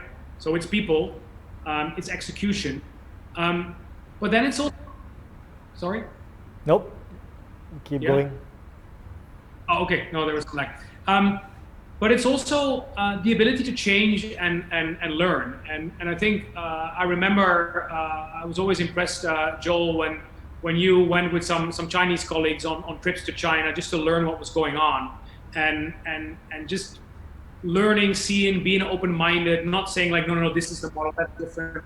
Thinking about what are the things that we can embrace, what are the things that we can learn from, how can we evolve, and I think we often chat with our colleagues in the US, and we often say, like, in the US, the market is mature, the mental models are all rather fixed, and we always say when you do a startup there, specifically, we do a marketplace, we do a SaaS company, it's like where's A, where's B, and it's a relatively straight line, it's a race, right? In our part of the world with so much change, we often say it's a maze, right? We have to go all these different directions to get to our point, and so I think Fave, when I speak about this with people, I always give Fave an example, right? Because you start as K-Fave. You then say, hey, fixed prices, maybe not everything, a subscription, maybe we should be able to pay as you go and be a bit more like Uber. Okay, let's do that. Oh, but hold on, then we have to do not just, fitness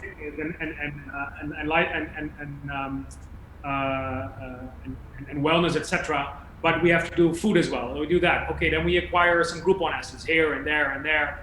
And then you came back from China and you saw the payment aspect, and we tried Fave Pay. In the meantime, we had already rebranded from KFit to Fave first as an app, then overall, then adding Fave Pay, now with the Fave loyalty program. Like, you guys are constantly learning, constantly evolving, experimenting with different things, and then doubling down on what works, and again, just execute, right? And I think that is the difference. And doing that with a sense of urgency, I think is the most important thing. And we see folks that just move very slow, and we see, like, again, take Gojek as an example also. Like they grew that faster as a lingo just because they took crazy risks, but that was learning, like experimentation. Just increase the rate of experimentation and double down with impactful execution. And I think you guys have done that really well. Yeah, so speaking of Gojek and also some of the other larger companies that you guys have invested in, like Tokopedia, Zilingo, and I guess like all our team members, right, who are at home or in their clusters, are constantly faced, right, on a daily basis with how do we compete, right, or collaborate with the larger platforms, right? Because to some extent, the digital payment space is massive, right? And there are very big players in this space, whereas for us, we're not really a small or early stage startup. We're somewhat like a medium-sized, right, platform. So one of the key values that we talk a lot about is being a fast fish, right? Go-to-market speed, execution speed. Perhaps you would love to get some color, right? From you or additional viewpoints on how we should think about the position of where we are at, and to scale our platform to capture more market share within this big space.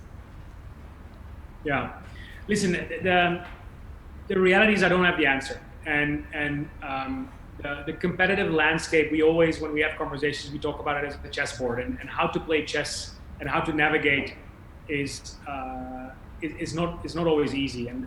But for example, your move to start partnering with others and open up, etc., is a very smart strategic move. It improves your leverage. It'll improve your volume and your market power. And the more that scales up, at least in Singapore that is, but then you have other things going on in Malaysia as well. The more you are embedded and supported and part of a certain ecosystem, right? And then collaboration with Pine and other things, there's lots happening where you're no longer a small player, but you are already partnering with the larger guys there. The other thing, and this is like me being brainwashed maybe during my time at Amazon, where everything was about this customer-obsessed organization, right?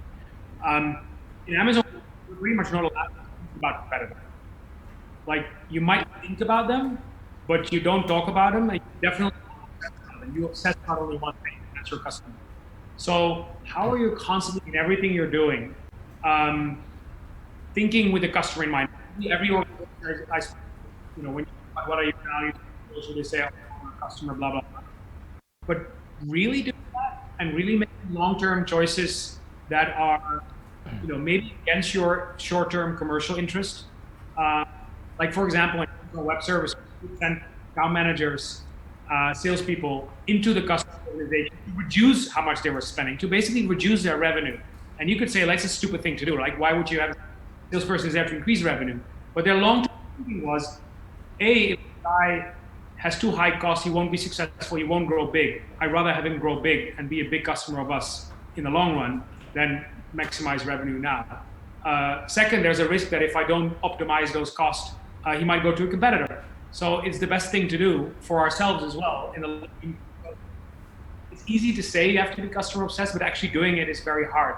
And I think doing that in everything you do, and not just the guys who are working with the merchants or who are working customer support, but every department, every business unit, every person in the organization thinking through, like, what is it that I do in the team that ultimately adds value to the customer, I think is super important. Yeah, no, I think that's a great point.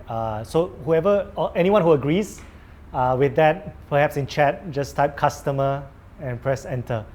Right? I think that is definitely something that we need to couple together with the fast fish thinking that we have a cultureless organization. All right, and so I think speaking of Amazon, and you've obviously been one who's always focused on personal growth, right?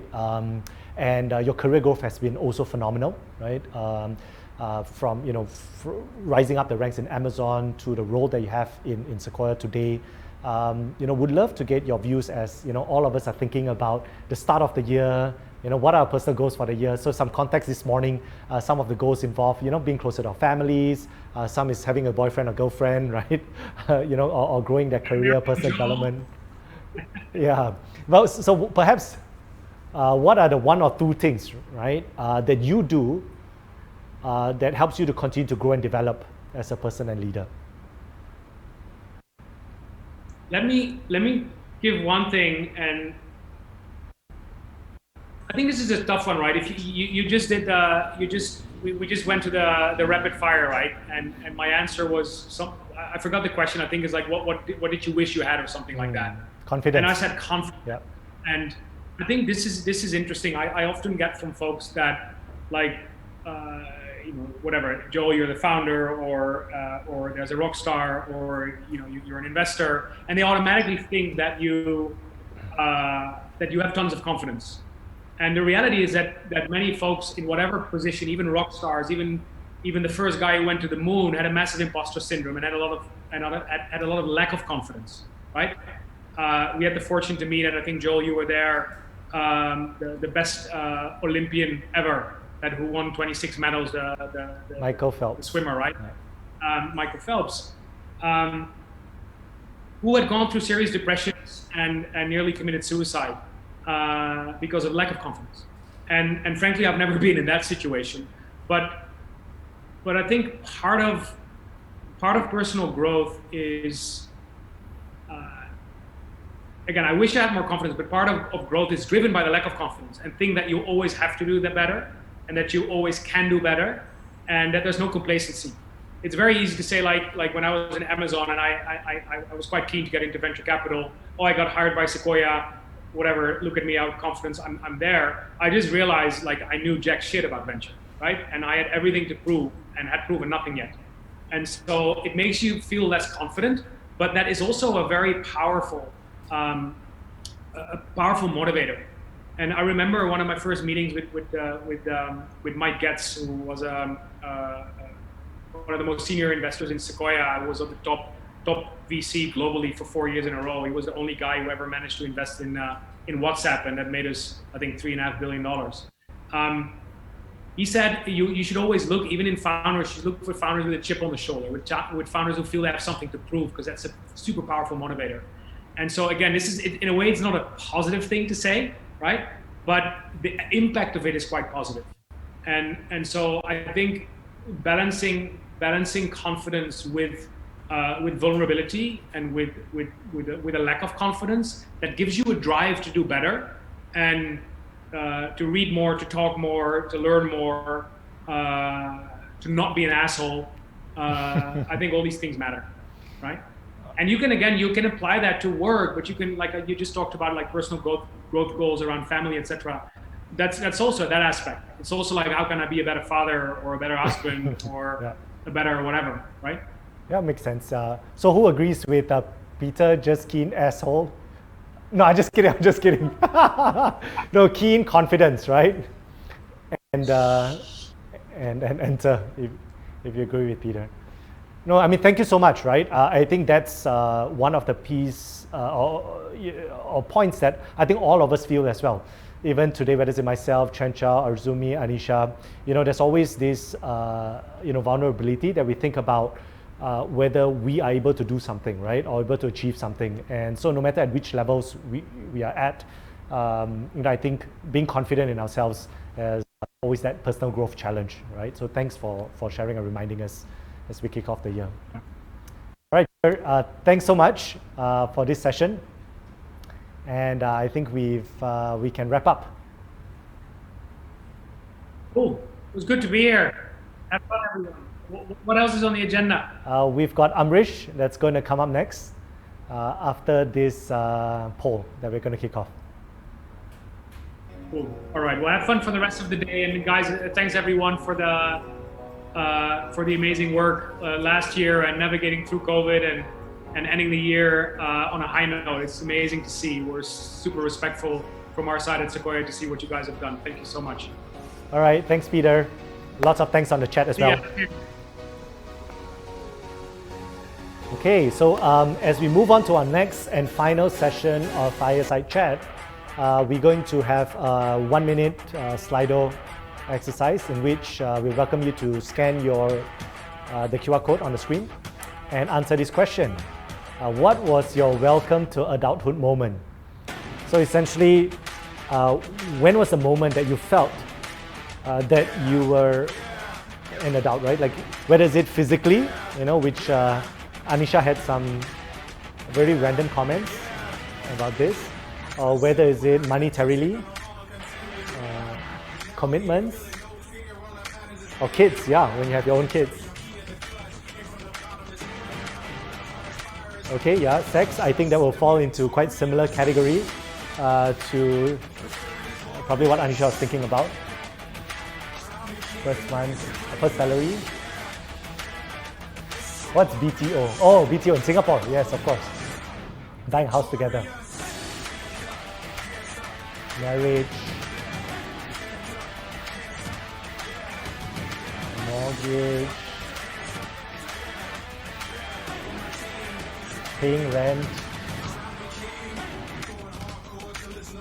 When my mom passed away.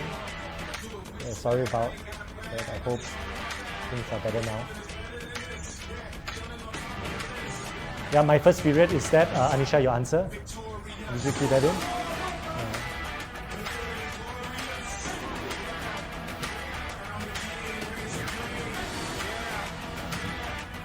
Alright, yes. Okay, so as you guys key this in, I'm going to invite Anisha in here for a minute to do a stretching exercise. Is the mic on? Yes. Alright, I asked you to ask them to stretch, not ask me to like. Okay, good. No, I just want to make sure that we are all okay, so I can see everybody. Can I? All right. Yes, I can see you. Yeah. See, I see Joseph leaning forward. Great. So what I want you to do is I want you to wriggle your hands, your fingers. All right. You can stand up if you want, right? But make sure you're wriggling your toes. Yeah. All right. Stretch.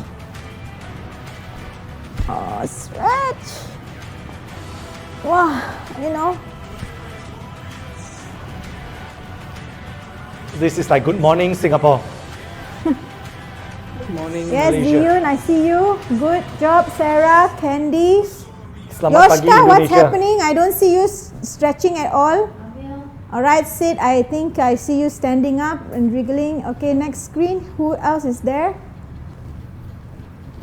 Okay, good job, Tasha. Jati, nice, very nice. Right, Nazrin's doing it while lying down on the bed. That's a good stretch, Nazrin. Okay. I see Amrish is not doing Joel, so that's your your problem later. Okay, good. If everybody's stretched enough, let's proceed. All right. Thank you, Anisha and Shah, for joining me in the stretching workout. All right. So the next and final fireside chat session is with Amrish Rao. Hey, Amrish. Can you hear us? I can. All right. Okay, that's great. So Amrish, if you like to see what others are saying, you can kind of turn on the chat. So like so anyway, so I think there's a few of hi Amrish, right? You can see that. Or welcoming you onto our Growth Summit. So we're going to kick off the. Hi, thank you very much, Joel. All right. So we're going to kick off the fireside chat with a surprise rapid fire question session. Right. So I have a bell here. Can you hear it? Yeah, I can. Okay, so it's a. That's a surprise. Better be quick with this. Yes, it's going to be 60 seconds of rapid questions. So the first fireside chat speaker, Kylie, he answered 12 questions. Peter, our second speaker, answered 10. So we'll see if you can beat them to it by answering 13 questions. Okay, let's go. And the price is a $10 Fave credit, okay? Not much budget, yeah, and lean budget. All right, okay.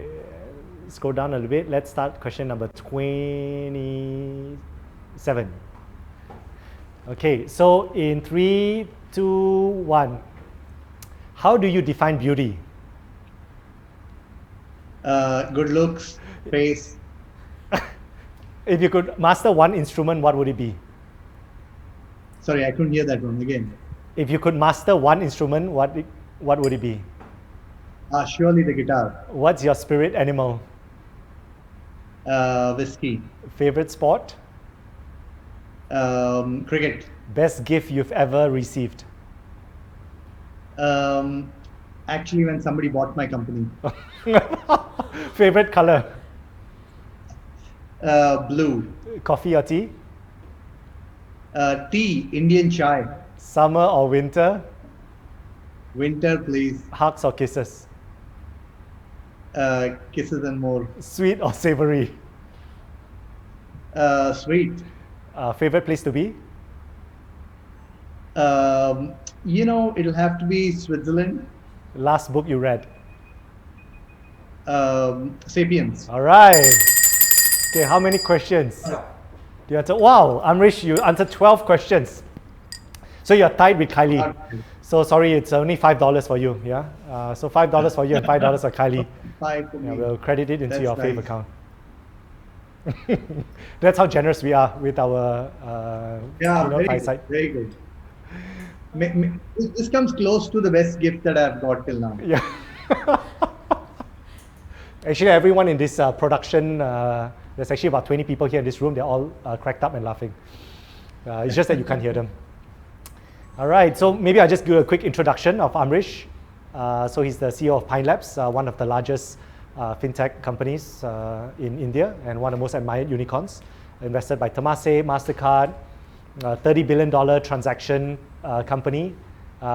Relatively to us, we are at $300 million today. So this morning, we highlighted there's a 100x growth opportunity for us here in Southeast Asia. And they work with 500,000 merchants, right, in India. All right. So and also having joined the firm here last year, he was previously an entrepreneur who built a fintech company called CitrusPay. That was the best gift, right, that he exited to Naspers in 2016. And before that, he's one of the leading corporate leaders with First Data, which is one of the largest payment companies in the world. All right. So with that, perhaps I'm going to start with the first question. What excites you about the mission of Pine Labs? So, as you know, for a very long time, I've actually been in fintech and payments, and I've actually been in for almost 20 years. So, the word fintech was not even coined in those days. I actually find it fascinating to see how consumer behavior is changing when it comes to paper-based cash to digital payments. So I've actually seen this move from cash to ATMs to POS to internet payments and then coming to internet banking.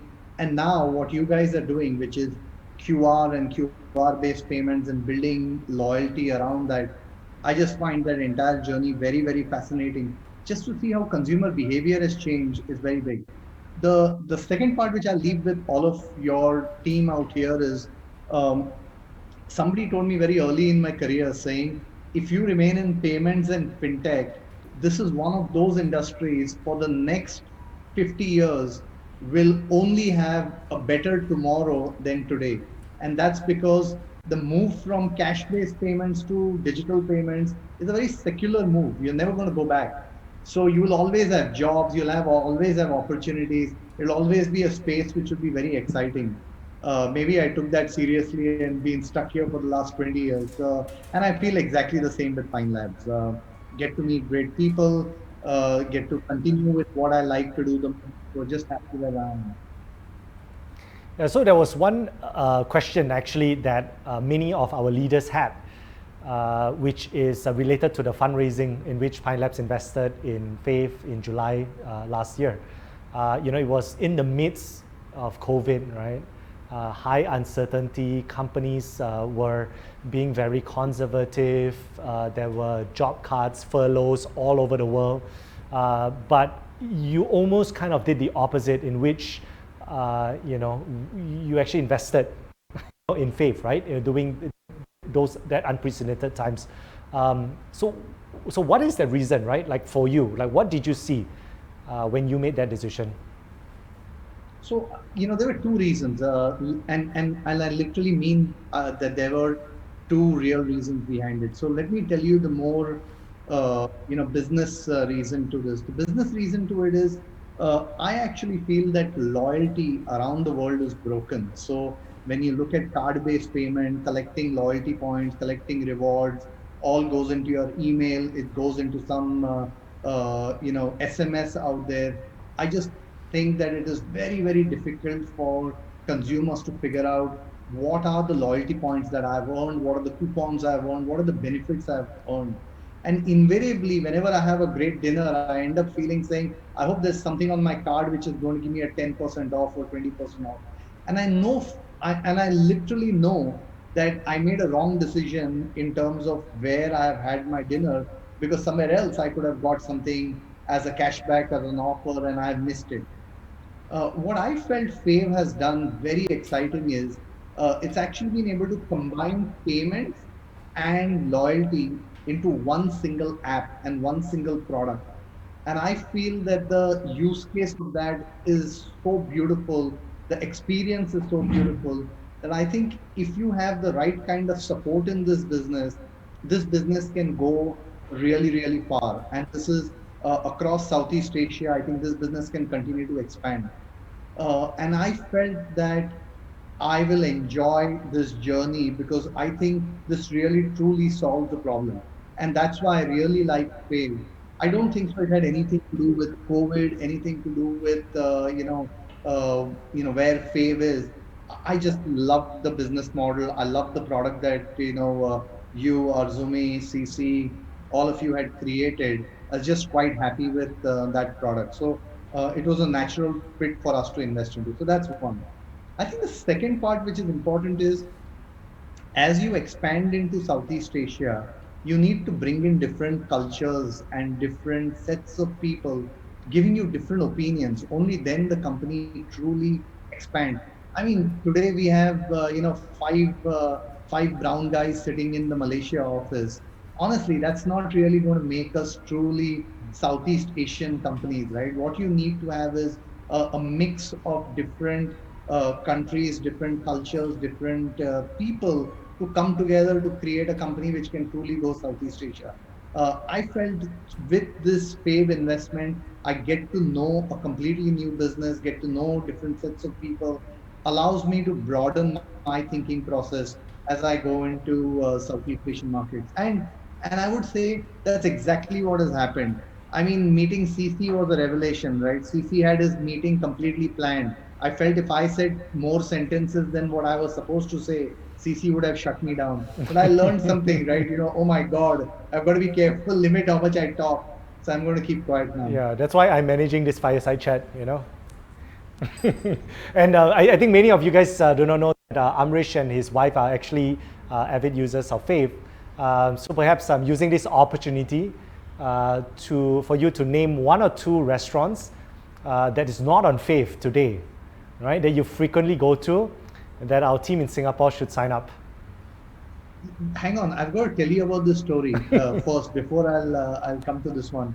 So last night we were at Marks and Spencer's, and Marks and Spencer's is a Fave customer.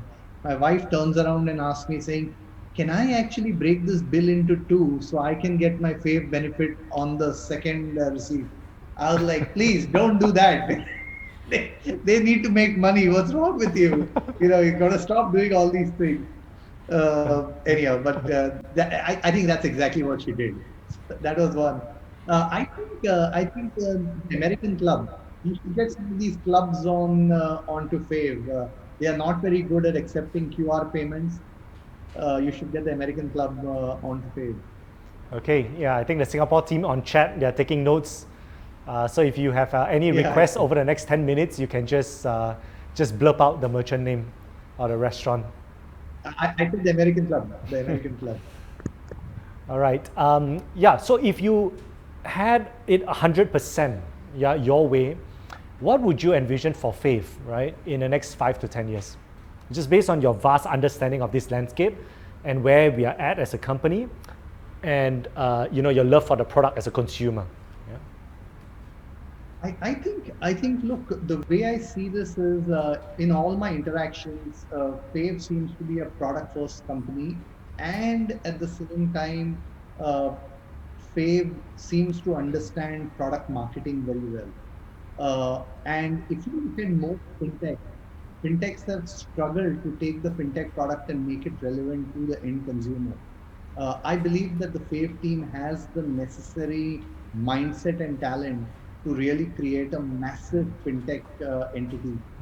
I'm going to be very honest and say this, that I actually think that the bigger volumes going forward for Fave will come out of fintech space rather than the Groupon style group buying kind of an area. Even when you look at group buying, I actually think that the opportunity is to convert the group buying business almost into an e-gift card business to start with, and then truly become a fintech.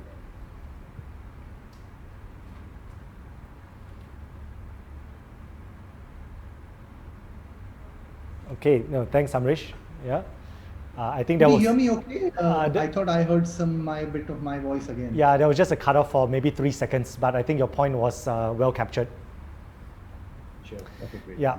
So when we think about unicorns, right, which are typically rare technology companies, so Pine Labs is not just a unicorn; it's actually one of the one of the top admired unicorns, not just for growth, but also building a business in a very sustainable way, right, while growing. What do you think, based on your observation, has separated, Pine Labs, right, from the rest? And what are maybe probably impacting factors that we can learn, right, in Fave, as we think about putting the building blocks of this company to become, on path, right, at the scale that Pine Labs is at? Pine Labs has been very, very focused on the merchant and delivering value to the merchant. And that's because through the merchant, you actually end up making revenues, create good unit economics, create a true business model. And I think that's what Pine Labs has done exceedingly well over last many, many years. What Pine Labs has not done very well is we haven't been able to take that advantage and then take the product to the consumer or take that product online. I think that's an area that we need to solve for. And when you look at it, you guys are doing one step better, which is you already provide value to the merchant and you go ahead and provide value to the consumer. I think that's a great starting point. However, what you really need to do is how can you increase the velocity of products which you deliver to merchants and velocity of products to the consumer. I think that's going to be important over the next few quarters and next few months. But I have full confidence that you will be able to crack it. I want to let you know one thing, right? What Fave and the team does in being able to structure deals which create value for businesses and value for Fave is a very unique talent. Not many organizations do that. There's a company called Cred in India, where the founder of Cred is extremely smart in being able to put together very interesting deals and transactions which have value for everybody. And I think, Joel, you and your team have an ability which is very, very special.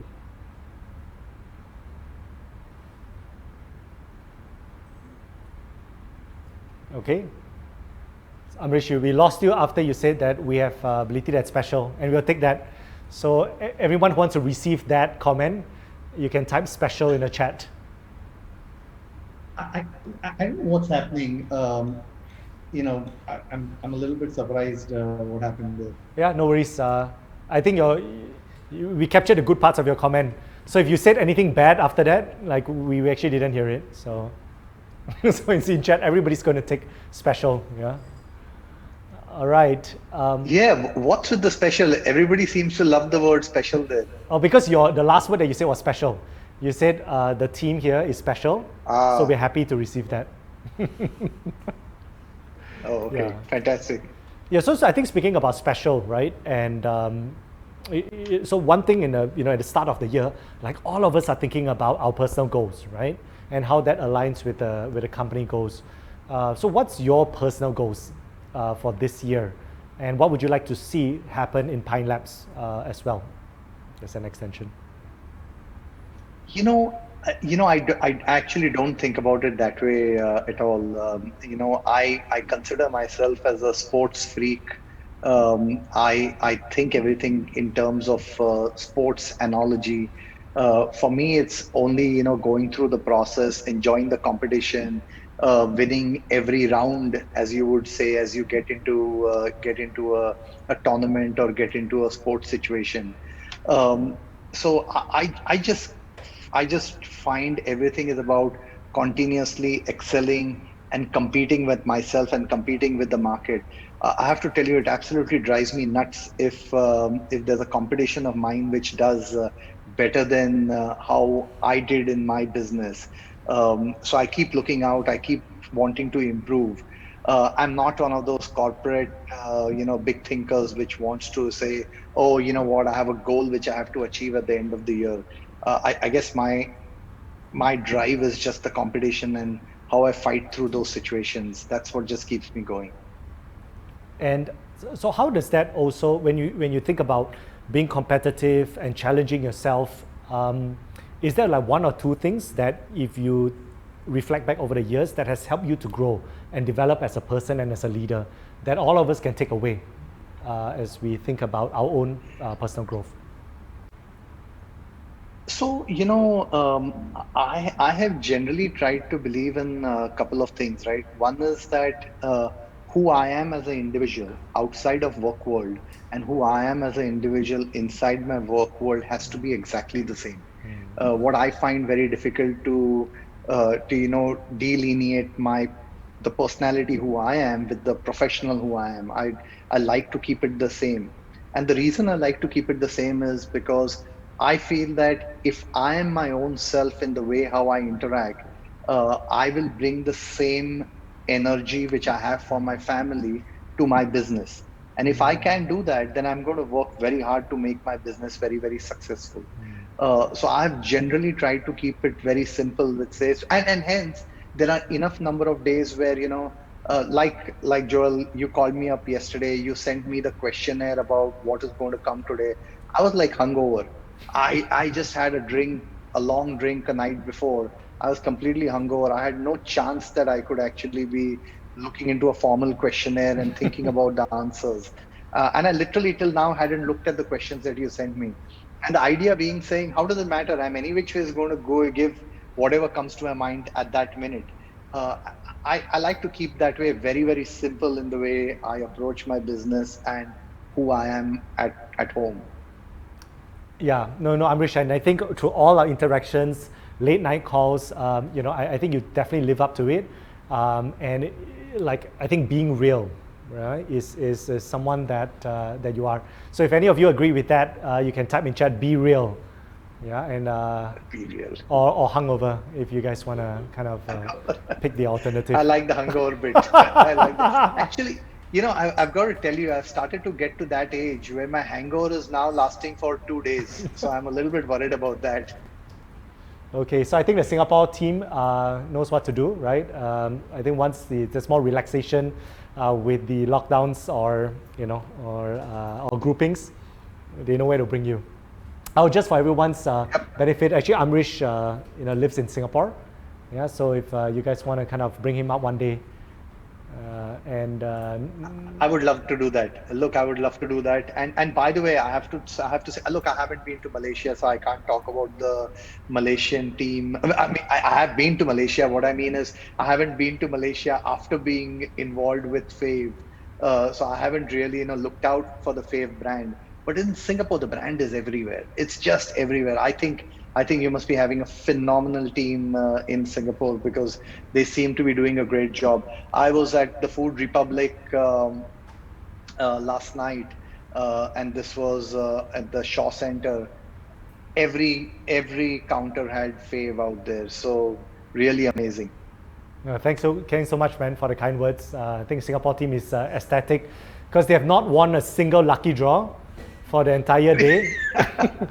Every team has won it, Malaysia, regional, right? So, I think this is their prize for the day. All right, last but not least. I'm ready to contribute my $5 to the Singapore team. Yeah. Make that six. I'm ready to contribute $1 from me too. Okay, I don't think we should get started there.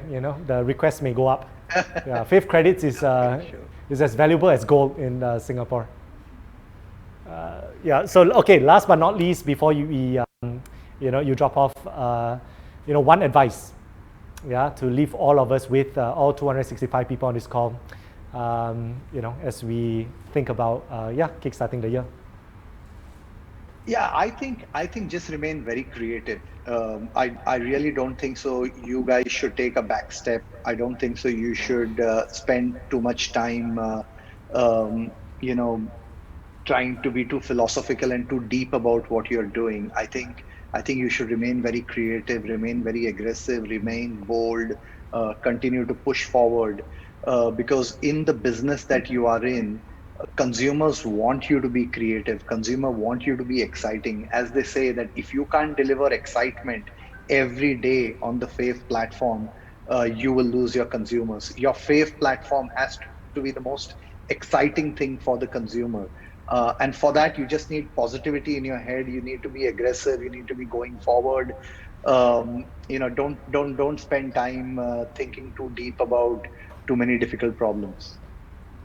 No, thanks so much, Amrish. Whoever agrees with that, type exciting, yeah, in chat. All right. No, thank you so much, Amrish. You know, is there anything else that you'd like to leave us with? If not, we can wrap up the fireside chat. No, you know, very happy to be here.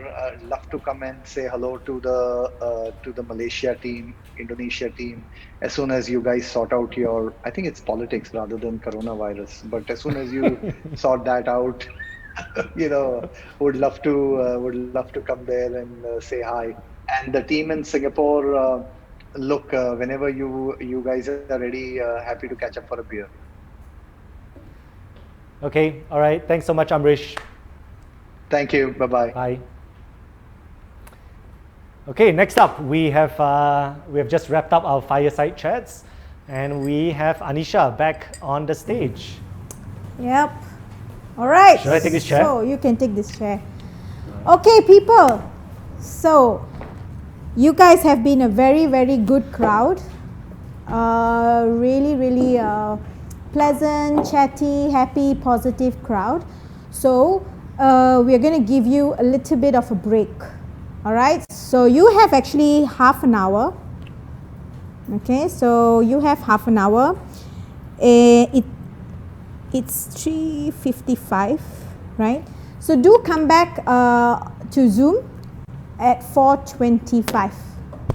Okay. So 4:25. Half an hour break. Toilet break, whatever break you want to do, go make yourself a tea, look at what's the Growth Summit kit, right? Munch, whatsoever. See you back at 4:25. Enjoy the evening. Oh yeah, and don't forget, it's time also for you to order your meal, all right? So remember, you've got your Grab vouchers, Grab credits. Please go and order your meal because you need it, right, for the Fave Awards night. So yep, don't forget to order your meal. Make sure they deliver before 6:45. Make sure your delivery arrives at 6:45, right? Because we start sharp at 7 and you don't want to miss anything. All right, so order your food. Make sure the delivery arrives 6:45. All right, see you guys. Enjoy your break.